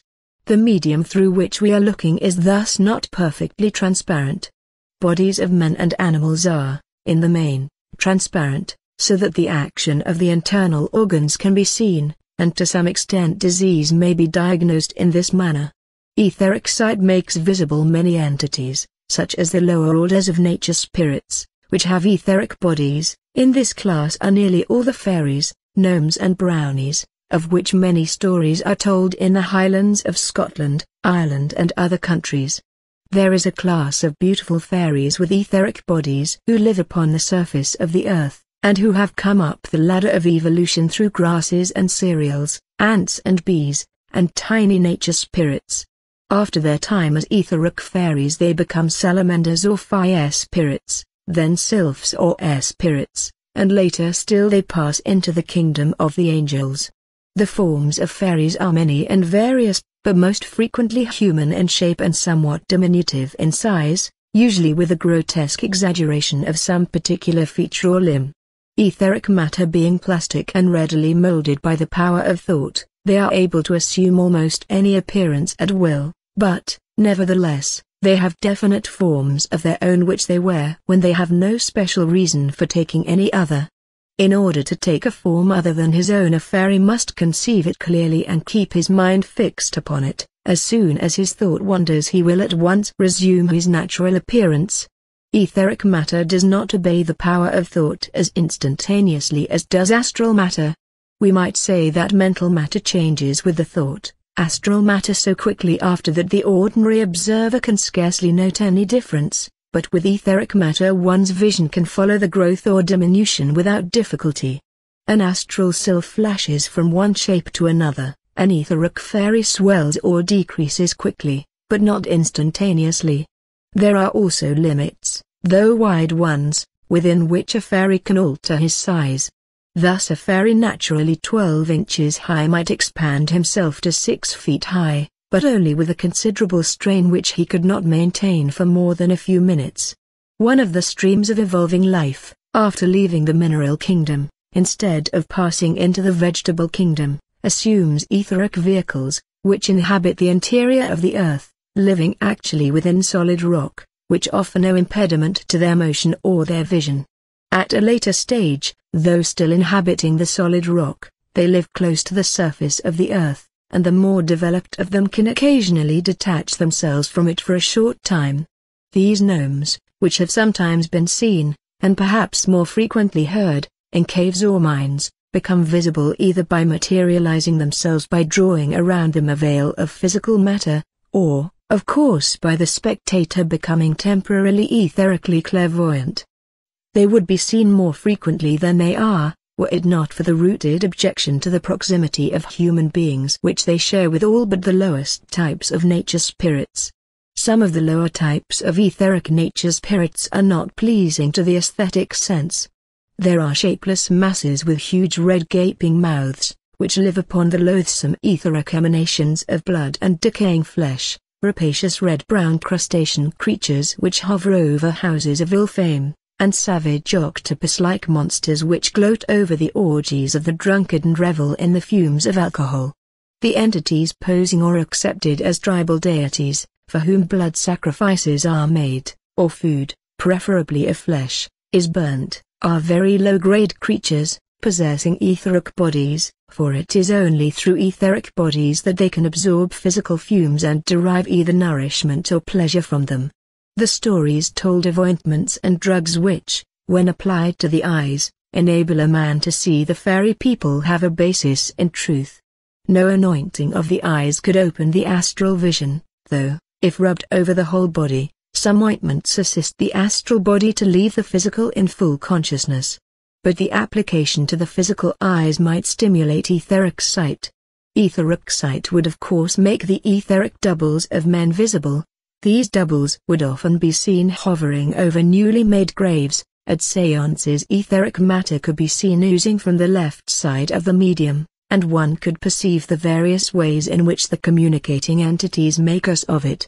Etheric sight makes visible several entirely new colors, quite different from those in the spectrum, as we know it, and therefore indescribable in words we use at present.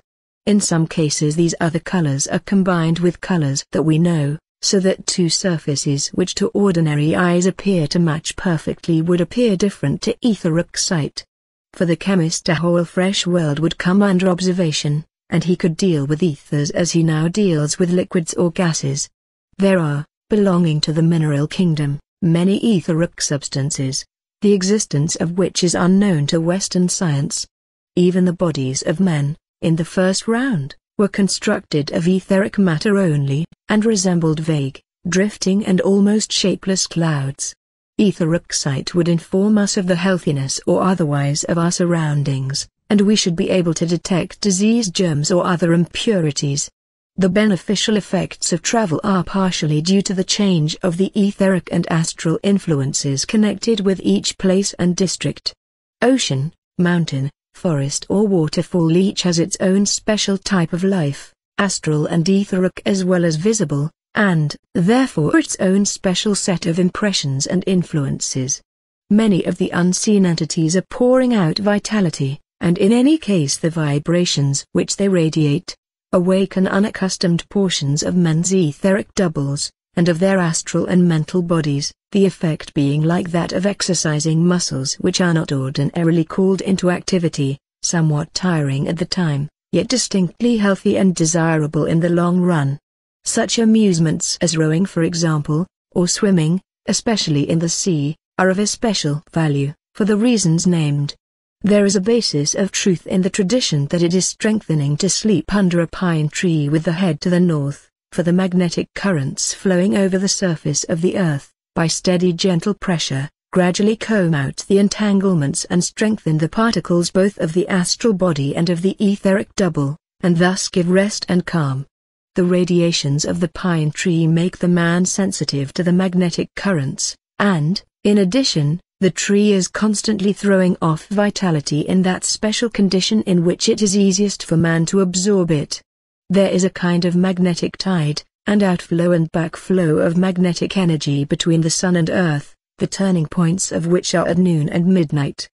The great etheric currents which are constantly sweeping over the surface of the earth from pole to pole possess a volume which makes their power as irresistible as that of the rising tide, and there are methods by which this stupendous force may be safely utilized, though unskillful attempts to control it would be fraught with danger. It is also possible to use the tremendous force of etheric pressure. In addition, by changing matter from a grosser to a subtler kind, the vast store of potential energy which lies dormant may be liberated and utilized, somewhat as latent heat energy may be liberated by a change of condition of visible matter. A reversal of the above process enables one to change matter from the etheric to the solid condition, and thus to produce a materialization phenomenon. This faculty is sometimes employed in cases of emergency, where a man in his astral body, an invisible helper, is in need of means of acting on physical matter. The faculty demands considerable power of sustained concentration, and the mind must not be taken off for 1/2 second, or the matter of the materialized form will instantly fly back into its original condition. The reason why a physical object, after being reduced to the etheric condition, can afterwards be restored to its former shape, is that the elemental essence is retained in the same shape, and when the will force is removed the essence acts as a mold which their solidifying particles reaggregate.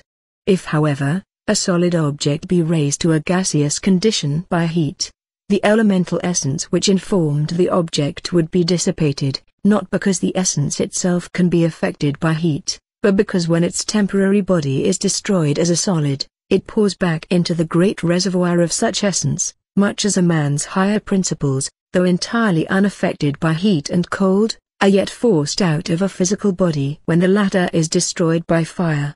Means must then be employed to reduce a physical object to etheric condition, and then to move it from one place to another, even through solid matter, such as a brick wall, by an astral current, with great rapidity.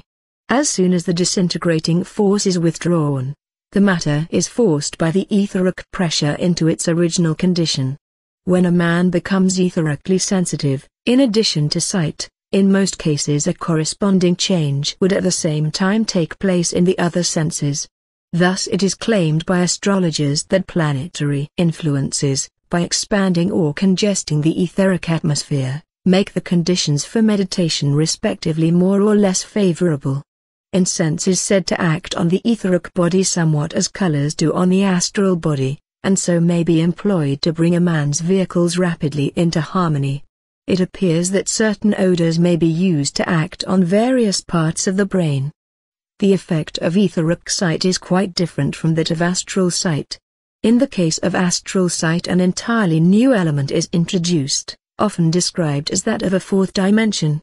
With such vision, for example, a cube would be seen as though it were all flattened out, all its sides being equally visible as well as every particle within it. With etheric sight, however, one merely sees through objects, and the thickness of matter through which one is looking makes a great difference to the clearness of the sight. Such considerations have no effect whatever on astral vision. The word "truth" used by W.T. Stead in referring to four-dimensional sight, is a perfect description, not of astral, but of etheric vision. Etheric sight can also be used for purposes of magnification. The method is to transfer impressions from the etheric matter of the retina direct to the etheric brain. The attention is focused in one or more etheric particles, and thus is obtained a similarity of size between the organ employed and some minute object being observed. A common method, though one demanding higher development, is to project a flexible tube of etheric matter from the center of the chakram between the eyebrows, having one atom at its end which serves as a lens. Such an atom must have all its 7 spirally fully developed. The atom can be expanded or contracted at will. This power belongs to the causal body, so that when an etheric atom forms the lens, a system of reflecting counterparts must be introduced. By a further extension of the same power, the operator, by focusing his consciousness in the lens, can project it to distant points. The same power, by a different arrangement, can be used for diminishing purposes, this giving a vision of something too large to be taken in at once by ordinary vision. This power was symbolized by a small snake projecting from the center of the forehead in the headdress of the Pharaoh of Egypt. Much of the clairvoyance shown by dead people at a spiritualistic séance, enabling them to read passages out of a closed book, is of the etheric type.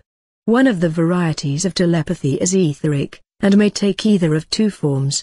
In the first, an etheric image is made which can be seen by a clairvoyant. In the second, the etheric waves, which the creation of the image generates, radiate out and, striking upon another etheric brain, tend to reproduce in it the same image. The organ in the brain for thought transference, both transmitting and receiving, is the pineal gland. If anyone thinks intently on an idea, vibrations are set up in the ether which permeates the gland, thereby causing a magnetic current, which gives rise to a slight quiver or creeping feeling. This feeling indicates that the thought is clear and strong enough to be capable of transmission. With most people, the pineal gland is not yet fully developed, as it will be in the course of evolution. There is known to occult students a process by which rays of light may be bent, so that after passing round an object they may resume exactly their former course. This would, of course, make the object round which the rays were bent invisible to ordinary sight. It may be surmised that this phenomenon would result from a power to manipulate the particular form of etheric matter which is the medium for the transmission of light. Chapter 23 Magnetization of Objects. A man may employ his magnetism or vital fluid not only for mesmerizing or healing other persons, but he may also use it to impregnate physical objects in a somewhat similar manner.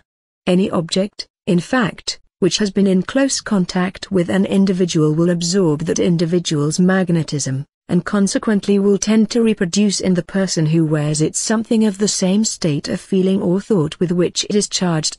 This, of course, is part of the rationale of talismans, charms and relics, as well as of the feelings of devotion and reverential awe which sometimes quite literally exude from the walls of cathedrals and churches, each stone of which is a veritable talisman, charged with the reverence and devotion of the builder, consecrated by the bishop, and reinforced by the devotional thought forms of successive generations for thousands of years. The process is continually at work, though few are conscious of it. Thus, for example, food tends to become charged with the magnetism of those who handle or come near it, a fact which is at the back of the strict rules which Hindus observe regarding eating food in the presence of, or which has been subjected to the magnetism of, one of the lower caste. To the occultist, magnetic purity is as important as physical cleanliness. Such food as bread and pastry are especially liable to be charged with the magnetism of the person who prepares them, owing to the fact that magnetism flows out most strongly through the hands. Fortunately, the action of fire in baking or cooking removes most kinds of physical magnetism. Some occult students, in order to prevent any avoidable mixture of magnetism, insist upon using only their own private eating utensils, and even would not permit their hair to be cut except by someone whose magnetism they approved, the head of course being the part of the body where alien magnetism would be most objectionable. Books, especially those in a public library, tend to become loaded with all kinds of mixed magnetism. Precious stones, being the highest development of the mineral kingdom, have very great power of receiving and retaining impressions. Many jewels are saturated with feelings of envy and greed and, in the case of some of the great historical jewels, are impregnated with physical and other emanations associated with crimes that have been committed in order to possess them. Such jewels retain these impressions unimpaired for thousands of years, so that psychomators may see around them pictures of indescribable horror. For this reason, most occultists would discourage the wearing of jewels, as a general rule. On the other hand, gems may be powerful reservoirs of good and desirable influence. Thus, for example, the Gnostic gems employed at initiation ceremonies 2,000 years ago, retain even to this day powerful magnetic influence. Some Egyptian scarabei are still effective, though much older even than the Gnostic gems. Money, in the form of coins and notes, is frequently charged with highly unpleasant magnetism. Not only does it become charged with a great mixture of different kinds of magnetism, but it is, in addition, surrounded by the thoughts and feelings of those who have handled it. The disturbing and irritating effect of such emanations on astral and mental bodies has been compared to that produced by the bombardment of radium emanations on the physical body. The worst offenders are copper and bronze coins, and old and dirty bank notes. Nickel is less receptive of evil influences than copper, while silver and gold are better still in this respect. Bedding affords another example of physical objects absorbing and emanating magnetic influence, many people having observed that unpleasant dreams may often be caused by sleeping on a pillow which has been used by a person of unpleasant character. If wool is used of bedding or clothing, it is better not to let it touch the skin, owing to it being saturated with animal influence. The method of deliberately manufacturing a talisman is, first thoroughly to cleanse the object of its present etheric matter by passing it through a film of etheric matter which has been created for the purpose by an effort of will. The old etheric matter or magnetism having been thus removed, the ordinary ether of the surrounding atmosphere replaces it, for there is an etheric pressure somewhat corresponding to, though immensely greater than, atmospheric pressure. A similar process is then effected for astral and mental matter, the object thus becoming, as it were, a clean sheet on which one may write as one wills. The operator then, placing his right hand on the object, fills himself with the particular qualities which he wishes to convey to the talisman, and wills that those qualities shall flow into it. An experienced occultist can perform the whole process almost instantaneously by a strong effort of will, but others will need to spend more time on it. The above would constitute one of the class of general talismans. An adapted talisman is one specially charged to meet the requirements of a particular individual, almost like an individual prescription, rather than a general tonic. An instilled talisman is one designed to continue as a source of radiation for centuries. There are two varieties. In one there is placed in the talisman a fragment of a higher mineral, which throws out a ceaseless stream of particles. These particles become charged with the force stored in the talisman, the actual work of distribution being done by the mineral, thereby greatly economizing energy. The second variety is one in which the ingredients are so arranged as to make it a means of manifestation of one of certain classes of undeveloped nature spirits, these latter providing the force necessary for the dissemination of the influence. Such talismans may last for thousands of years, to the intense delight of the nature spirit, and the great benefit of all who approach the magnetized center. A linked talisman is one so magnetized as to bring it in close rapport with its maker, so that it becomes a kind of outpost of his consciousness. The wearer of the talisman could thus through his link send a cry for help to its builder, or the builder could direct a stream of influence through it to the wearer. Such a talisman would facilitate what Christian scientists call absent treatment. In rare cases a physical talisman may be connected with the causal body of an adept, as was done with those talismans buried in various countries by Apollonius of Tyana, about 1900 years ago, in order that the force which they radiated might prepare those places to be the centers of great events in the future. Some of those centers have already been utilized, others are to be employed in the immediate future in connection with the work of the coming Christ. Great shrines are usually erected on the spot where some holy man lived, where some great event, such as an initiation, took place, or where there is a relic of a great person. In any of these cases, a powerful magnetic center of influence has been created which will persist for thousands of years.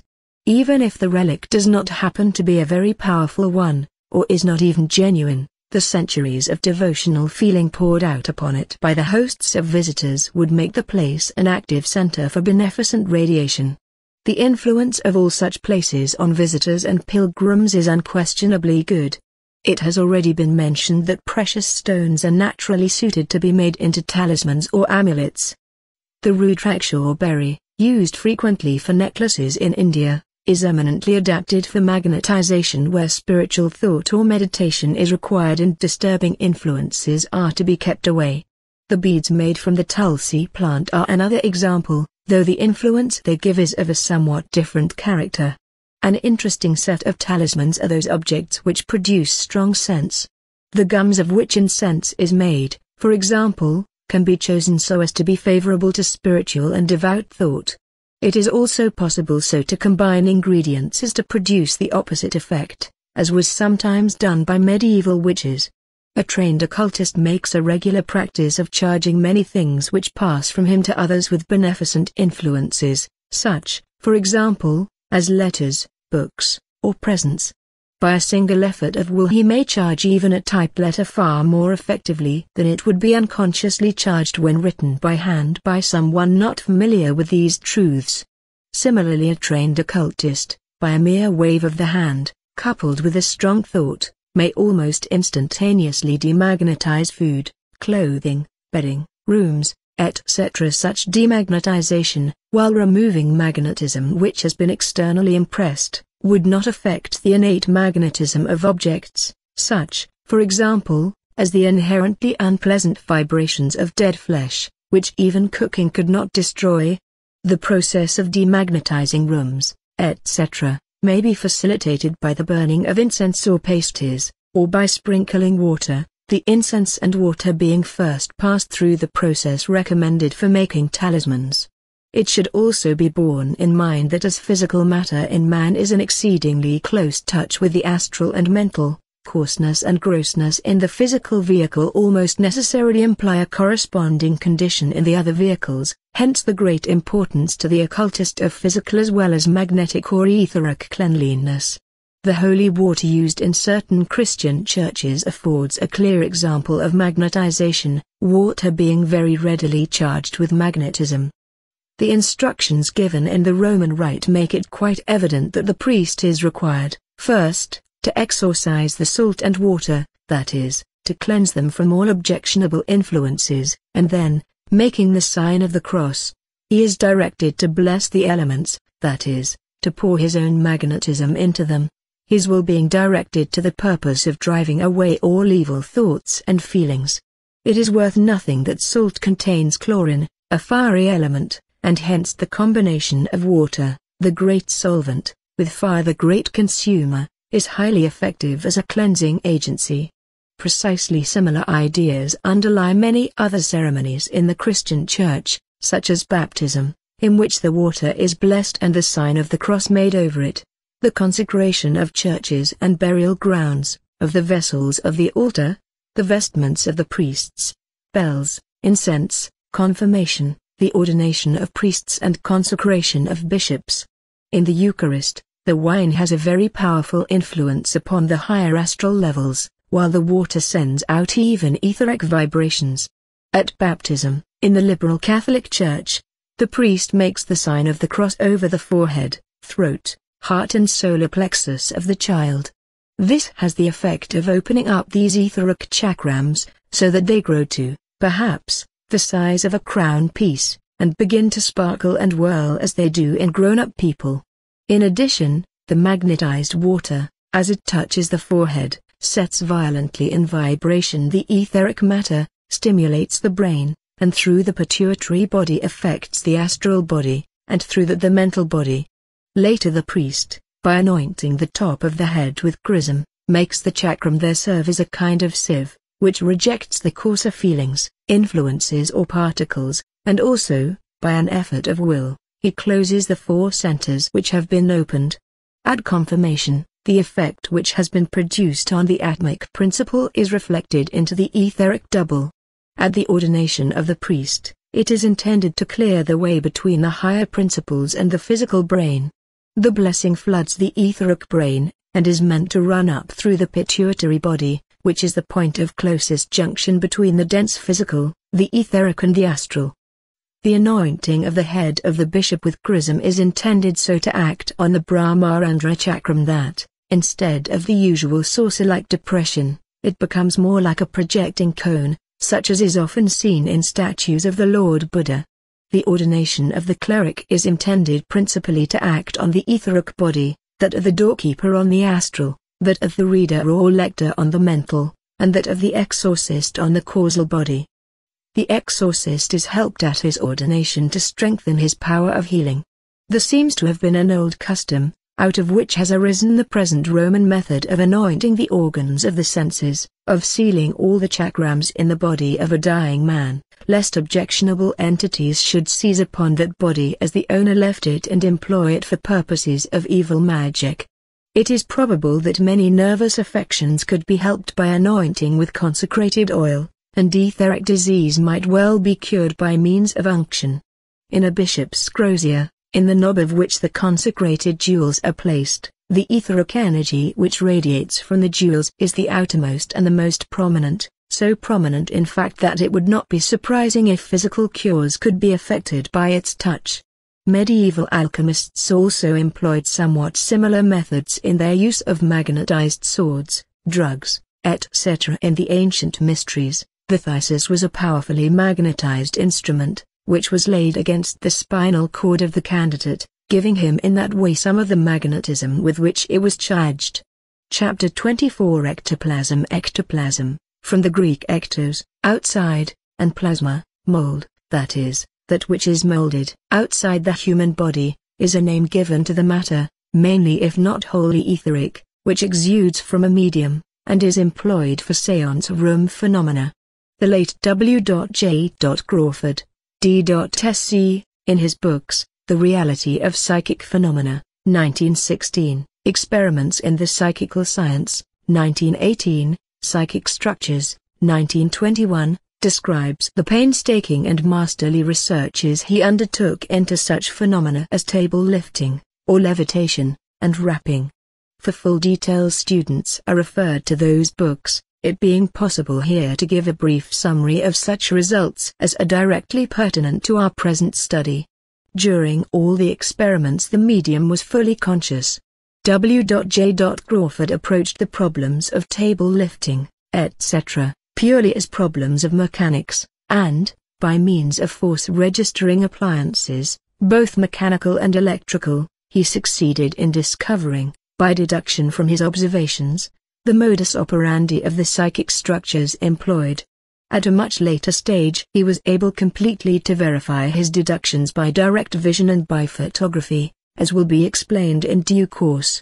Briefly, it was found that the ectoplasm, exuding from the medium, was prepared and shaped by the operators who control the production of the phenomena, into what he terms rods. These rods or bars are attached at one end to the medium, and at the other, by suction, to table legs or other objects, psychic force being then applied through the rods, and tables, etc., moved in various ways, without any purely physical contact with any person present. Raps and many other noises are produced by the rods striking on floor, table, a bell, etc. By far the greater portion of the ectoplasm is usually obtained from the medium, though this is supplemented by a small portion from all, or most, of the other sitters present. The ectoplasm can sometimes, even though quite invisible to ordinary sight, be felt. It is described as clammy, cold, reptilian, almost oily, as though the air were mixed with particles of dead and disagreeable matter. The psychic rods issuing from the medium may vary in diameter at their extremities from 1/2 inch to 7 or 8 inches, and the free end of each rod seems able to assume various shapes and degrees of hardness. The end may be flat or convex, circular or oval. It may be soft as the flesh of a baby, or as hard as iron. The body of the rod feels solid a few inches from the free end, but then becomes intangible, though it resists, pulls, pushes, shear and torque. In this intangible portion, nevertheless, a flow of cold, spore-like particles can be felt, the flow being outwards from the medium.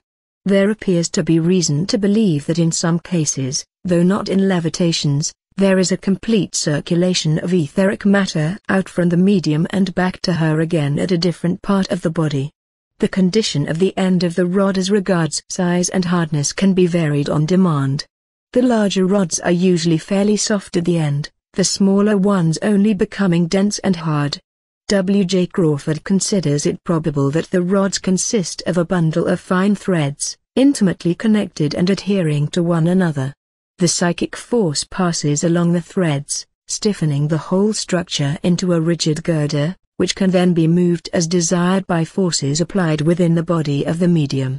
Certain experiments seem to indicate that the end of a rod consists of a thick and more or less elastic film or skin, stretched over a thin, somewhat serrated, elastic frame. The elasticity of the film is limited, and if too highly stressed the film may rupture, leaving the serrated frame exposed. The fact that an electroscope can be discharged by being touched by a rod indicates that the rod acts as a conductor of high-tension electricity, discharging to earth through the medium's body to which it is attached. On the other hand, a rod placed across the terminals of a bell circuit does not cause the bell to ring, thus showing that it offers higher resistance to low-tension current. White light usually destroys rod formations. Even rays reflected from a surface on which psychic force is exerted interfere with the phenomena. Red light, however, if not too strong, does not appear to injure the psychic structure. Neither does light emanating from luminous paint which has been exposed for some hours to sunlight. Usually the structures are quite invisible, though occasionally glimpses of them may be obtained. The structures have been successfully photographed by flashlight, but great care must be taken not to injure the medium. The shock to the medium when the flashlight impinges on the ectoplasm is much greater when the structure is under stress than when it is not stressed. The large number of photographs taken confirm in every detail the conclusions arrived at by deduction from the phenomena themselves. The rigidity of a rod varies with the amount of light to which it is subjected, the hard end being, as it were, partially melted when exposed to light. In the case of objects being moved by psychic force there are two principal methods employed. In the first, one or more rods are projected from the medium, very frequently from the feet or ankles, sometimes from the lower part of the trunk, and are attached direct to the object to be moved, thus forming cantilevers. When tables are moved horizontally, the rods would usually be attached to the table legs, where they are lifted into the air. The rod or rods are often spread out like a mushroom at the ends and attached to the undersurface of the table.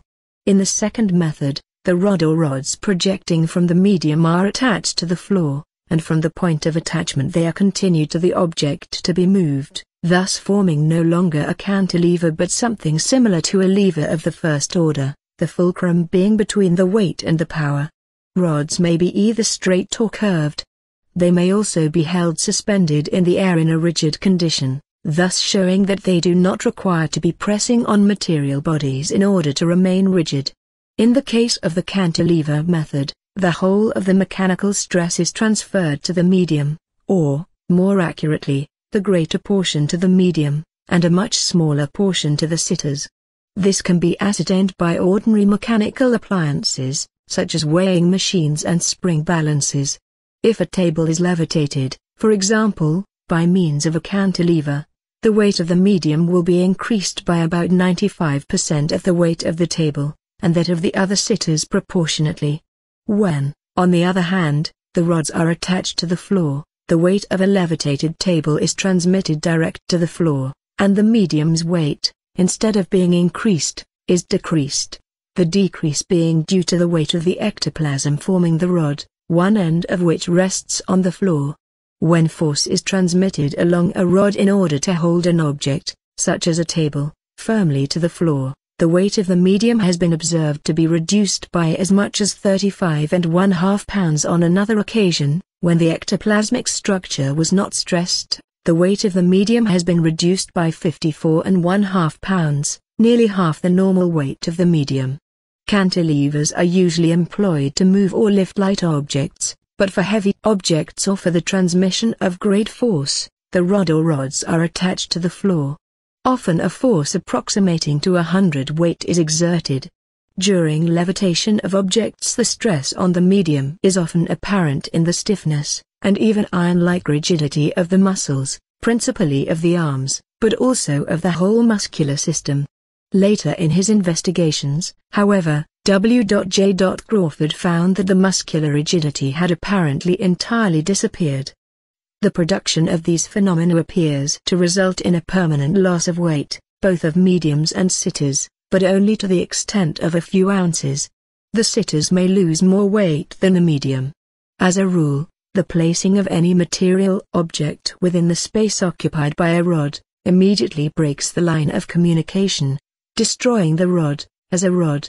A thin object, however, such as a pencil, may be passed through the vertical portion of a rod with impunity, but not through the portion between the medium and the table. Interference with this portion may cause physical injury to the medium. In order to make it possible for a rod to touch or adhere to, for example, a floor or table, the end of the rod has to be specially prepared, being made denser than the rest of the rod. The process appears to be troublesome, or at least to consume time and force, consequently the gripping portions of a structure are always kept to the minimum. The method of gripping by suction, as can easily be demonstrated by soft clay, referred to below. Sometimes the suckers can be heard slipping over the surface of wood, or taking new grips. Many instances, as well as photographs, are given by W.J. Crawford, of impressions on putty or soft clay, produced by impact of rods. These impressions are often covered with marks similar to the fabric of the medium stockings. The resemblance, however, is superficial, it being impossible to produce such impressions by actually pressing a stockinged foot onto the clay. The impression made by the rod is much sharper than can be obtained by ordinary means, and is such as could be obtained if a fine viscous material were to cover the stocking fabric, to harden, and then to be pressed on the clay. Further, the stocking marks may be greatly modified, the delicate pattern and tracery of the threads may be distorted, thickened, partly covered over, or broken, though still remaining recognizable as that of the stocking fabric.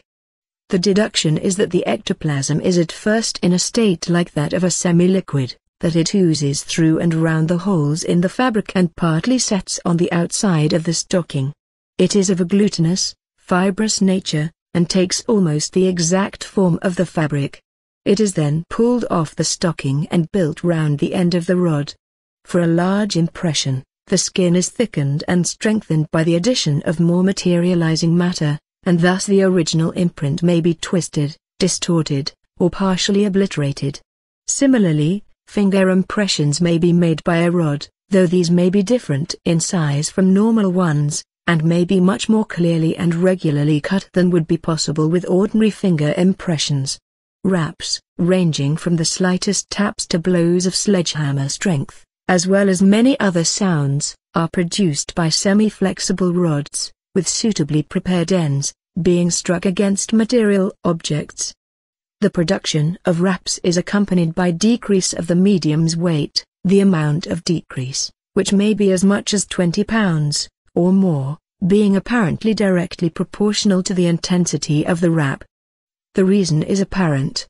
The rods being formed of matter from the medium's body, the striking of such matter on the floor, etc., necessarily transfers some of the medium's total weight through the rod to the floor. The loss of weight is temporary only, being restored when the material of the rods returns to the medium. The production of raps causes a mechanical reaction on the medium, as though she were being pushed backwards or struck. This reaction may cause her to make slight motions with her feet. The stress on the medium, however, is nothing like that caused by the levitation of objects. Heavy blows, produced by a large rod, are not usually delivered quickly. Light traps, however, usually produced by 2 or more thin rods, may be produced with incredible rapidity, the operators appearing to have great command over the rods. In general, the production of these phenomena throws stress on all the sitters, as is apparent by spasmodic jerks, sometimes quite severe, which go round the whole circle previous to levitation. It would appear that the process of loosening and removing etheric matter from the bodies of the sitters takes place in jerks, and, to some extent, affects them altogether. W.J. Crawford reports that an entity, purporting to have been whilst alive a medical man, and so to speak through the medium, on this occasion entranced for the purpose, stated that there are 2 kinds of substance used in the production of phenomena. One is taken in comparatively large quantities from the medium and sitters, all, or nearly all, being returned to them at the close of a séance. The other can be obtained only from the medium, and as it consists of the most vital material from the interior of her nerve cells, it can be taken only in minute quantities without injury to the medium. Its structure is broken up by the phenomena, and therefore it cannot be returned to the medium. This statement has not been verified or confirmed in any way and is given purely on its merits. W.J. Crawford devised and used with great success the staining method of tracing the movements of ectoplasm. Ectoplasm possessing the property of adhering strongly to such a substance as powdered carmine, the latter is placed in its path, when a colored track will be found. By this means, it was discovered that ectoplasm issues from and returns to the lower part of the trunk of the medium. It has considerable consistency, for it has a strong tearing action on the stockings and of other clothing and will sometimes pull out whole threads, several inches long, from a stocking, carry, and deposit the same in a vessel of clay placed some distance from the medium's feet. The ectoplasm follows a path down the legs and enters the shoes, passing between stocking and shoe, wherever there is space. If it has picked up dye on its way, it will deposit this at any place where foot, stocking and shoe are in close contact, that is, where there is not sufficient room for it to pass. The solidification, as well as the dematerialization, of the hard end of a rod is effected immediately the rod issues from the medium's body. For this reason, the free end of the rod, unless it be one of the thinnest, cannot penetrate closely woven cloth, or even wire netting of 1-inch mesh, if placed more than an inch or 2 in front of the medium.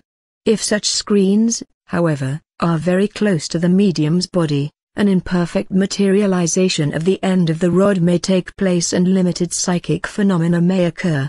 The evolution of ectoplasm from the body of a medium is accompanied by strong muscular movements all over the body, and the fleshy parts of the body, especially from the waist downwards, become reduced in size, as though the flesh had caved in.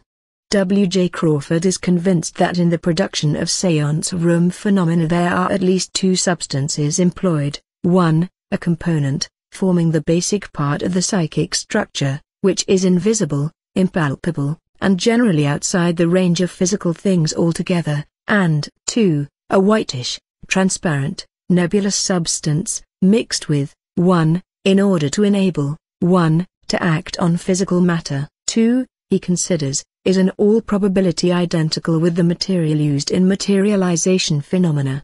Many phenomena of materialization are described, with that scrupulous and minute attention to detail so characteristic of German investigators, in a large work entitled Phenomena of Materialization, by Baron von Schrenck-Notzing, 1913, and translated by E. Fournier Delb, D.Sc.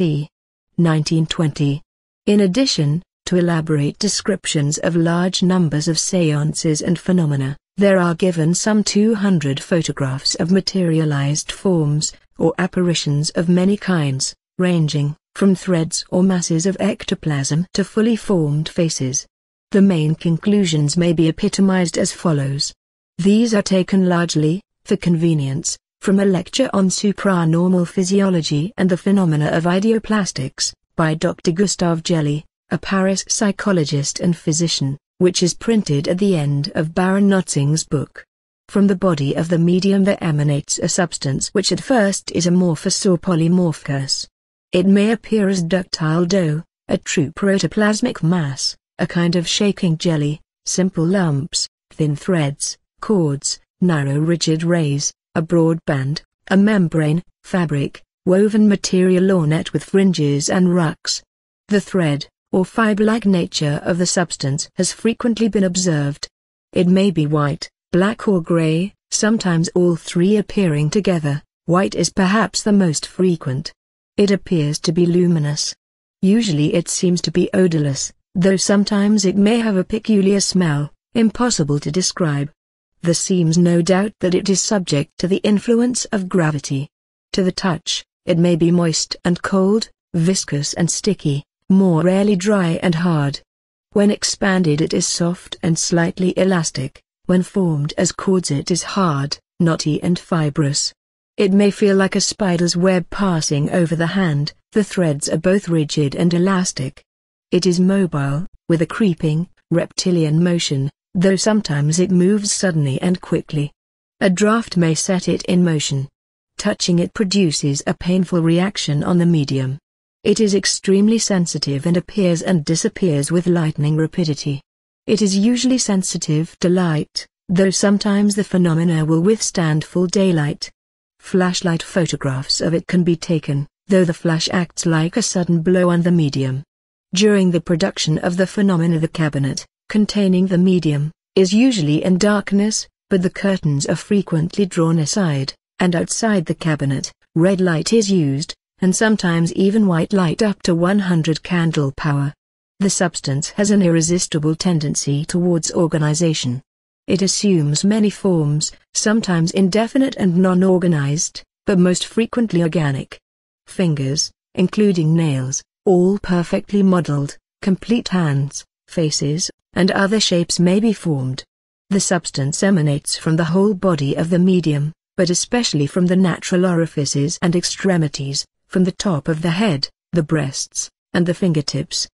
The most usual origin, and most easily observed, is the mouth, the inner surface of the cheeks, the gums and the roof. The materialized forms have a certain independence, a hand, for example, being able to move its fingers and grasp the hand of the observer, though sometimes the human skin seems to repel the phantoms. The structures are sometimes smaller than in nature, being really miniatures. The back of the materializations has been observed to be without organic form, being merely a mass of amorphous substance, the forms containing a minimum of substance necessary to make them appear real. The forms may disappear very gradually, fading away, or almost instantaneously. During the whole time it is clear that the forms are in physiological and psychical connection with the medium, the sensation reflex of the structures coalescing with that of the medium. Thus, a pin inserted into the substance would cause pain to the medium. It seems that the substance can be influenced both by the general direction and the subject matter of the thoughts of the sitters. In addition, the medium, usually in the hypnotic state, is exceedingly open to the influence of suggestion. Pieces of materialized forms have been seized in a porcelain dish and retained. On one occasion, when examined afterwards, 2 pieces of skin were found which, under the microscope, were recognized as human. On another occasion, 3 or 4 cc of a transparent liquid, without air bubbles, were found. Analysis revealed a colorless, slightly turbid, non-viscous, odorless liquid, slightly alkaline, with a whitish precipitate. The microscope disclosed the components of cell detritus and saliva, the substance evidently originating from the mouth. On yet another occasion, a bundle of hair, not in any way resembling the darker hair of the medium, was found, the hand of the observer being covered with mucus and moisture. In addition, fragments of other substances are sometimes found, such as face powder or shreds of the medium's clothing. Chapter 25 Conclusion. Considerable as is the total of information at present available regarding man's etheric body and etheric phenomena in general, Nevertheless, the serious student will at once perceive that the field for future research is vastly greater than the fragments of it which have so far been explored. In view of the intimate bearing which the structure, nourishment and health of the etheric body have on physical health, and on the functioning, not only of the physical body, but also of the other bodies in their connection with the physical, it is abundantly evident that research into every class of etheric phenomena should lead to discoveries of great scientific interest and beneficent import to man. A number of methods of conducting such research is open to us. First, we have the method of direct clairvoyant observation, at different levels, it being probable, in view of the rapid development of certain sections of the human race at the present time, that large numbers of persons will find themselves, in the not distant future, in possession of etheric faculties.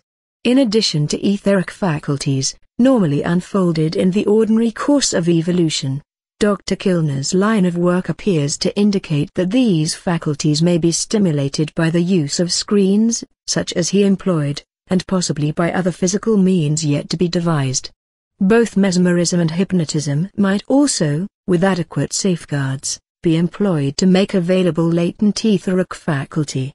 The use of photography may, in the future, become very extensive and important, the salts used in the photographic plate being sensitive to wavelengths and degrees of light beyond the reach of the normal eye.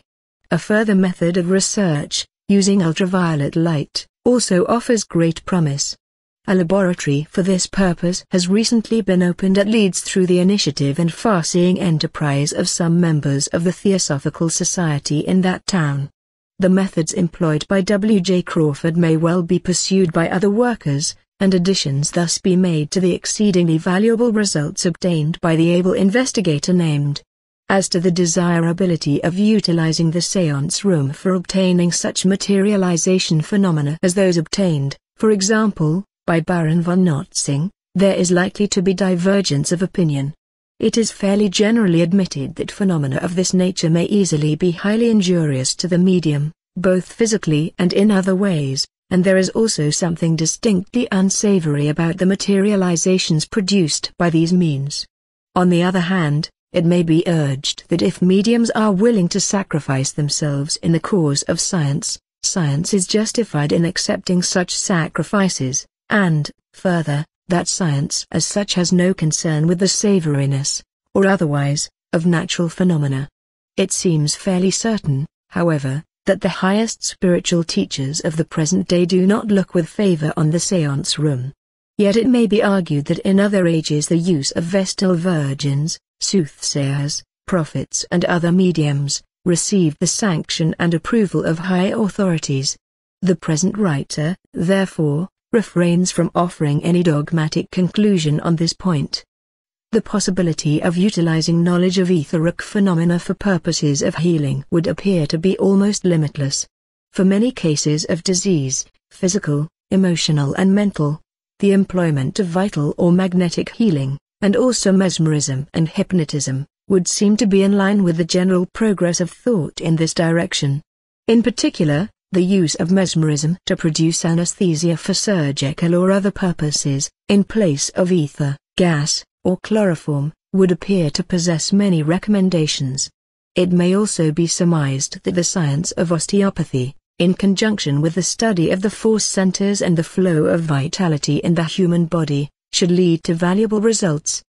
The remarkable discoveries of Dr. Abrams, which appear to have been accepted, at least partially, by the medical profession, would seem to be capable of conferring almost incalculable benefit on the disease-ridden human race of today.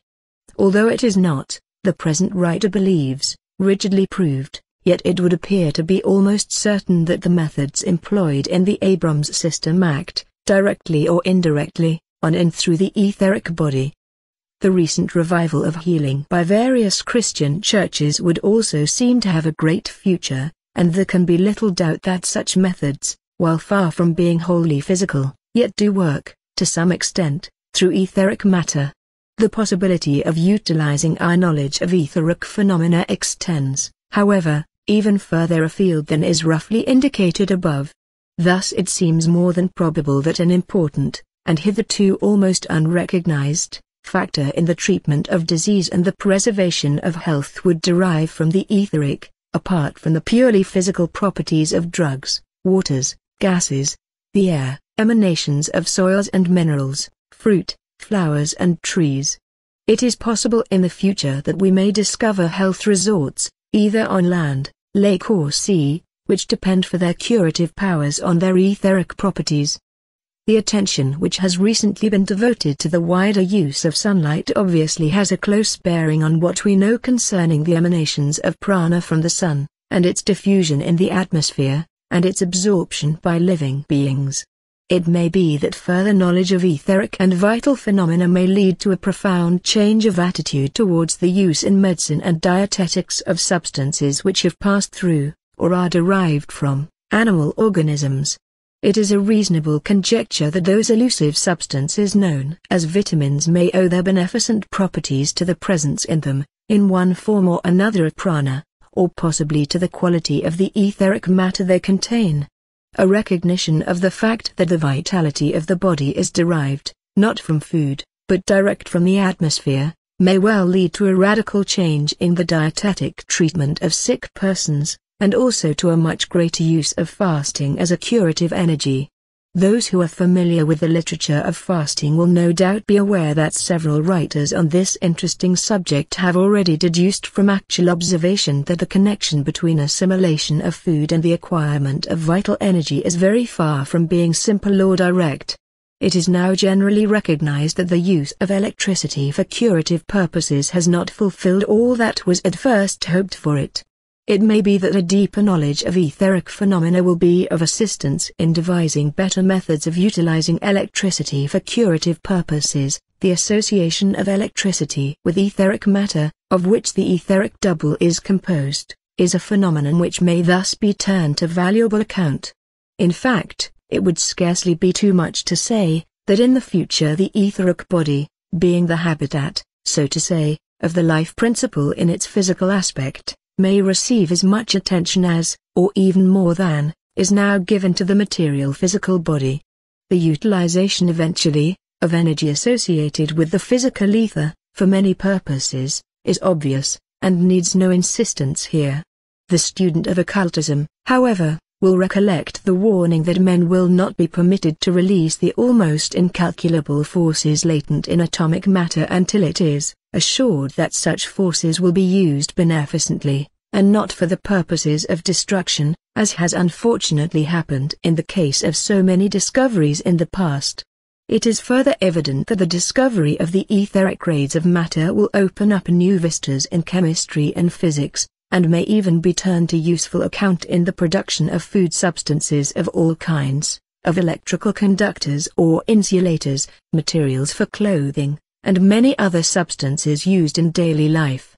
Finally, both on its own intrinsic account and also as a stepping stone to knowledge of even higher things, a recognition by orthodox scientists of the existence of the etheric body, and a study of its constitution and behavior, both of which we venture to think cannot now be long delayed, may prove a firm foundation on which may be raised a vast superstructure of knowledge of ultraphysical things. 4. To adapt and abridge the closing paragraphs of the Idyll of the White Lotus, that which is to come is grander, more majestically mysterious, than the past. By slow and imperceptible progress, the teachers of men drink their life from purer sources, and take their message more directly from the soul of existence. Life has in it more than the imagination of men can conceive. The real blossom of life grows above the stature of man, and its bulb drinks deep from the river of life. In the heart of that flower man will read the secrets of the controlling forces of the physical plane, and will see, written within it, the science of mystic strength.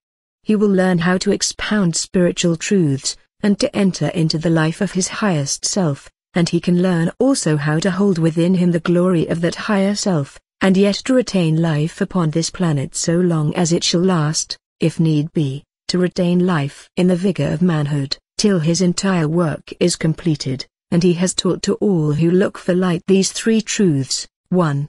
The soul of man is immortal, and its future is the future of a thing whose growth and splendor has no limit. 2.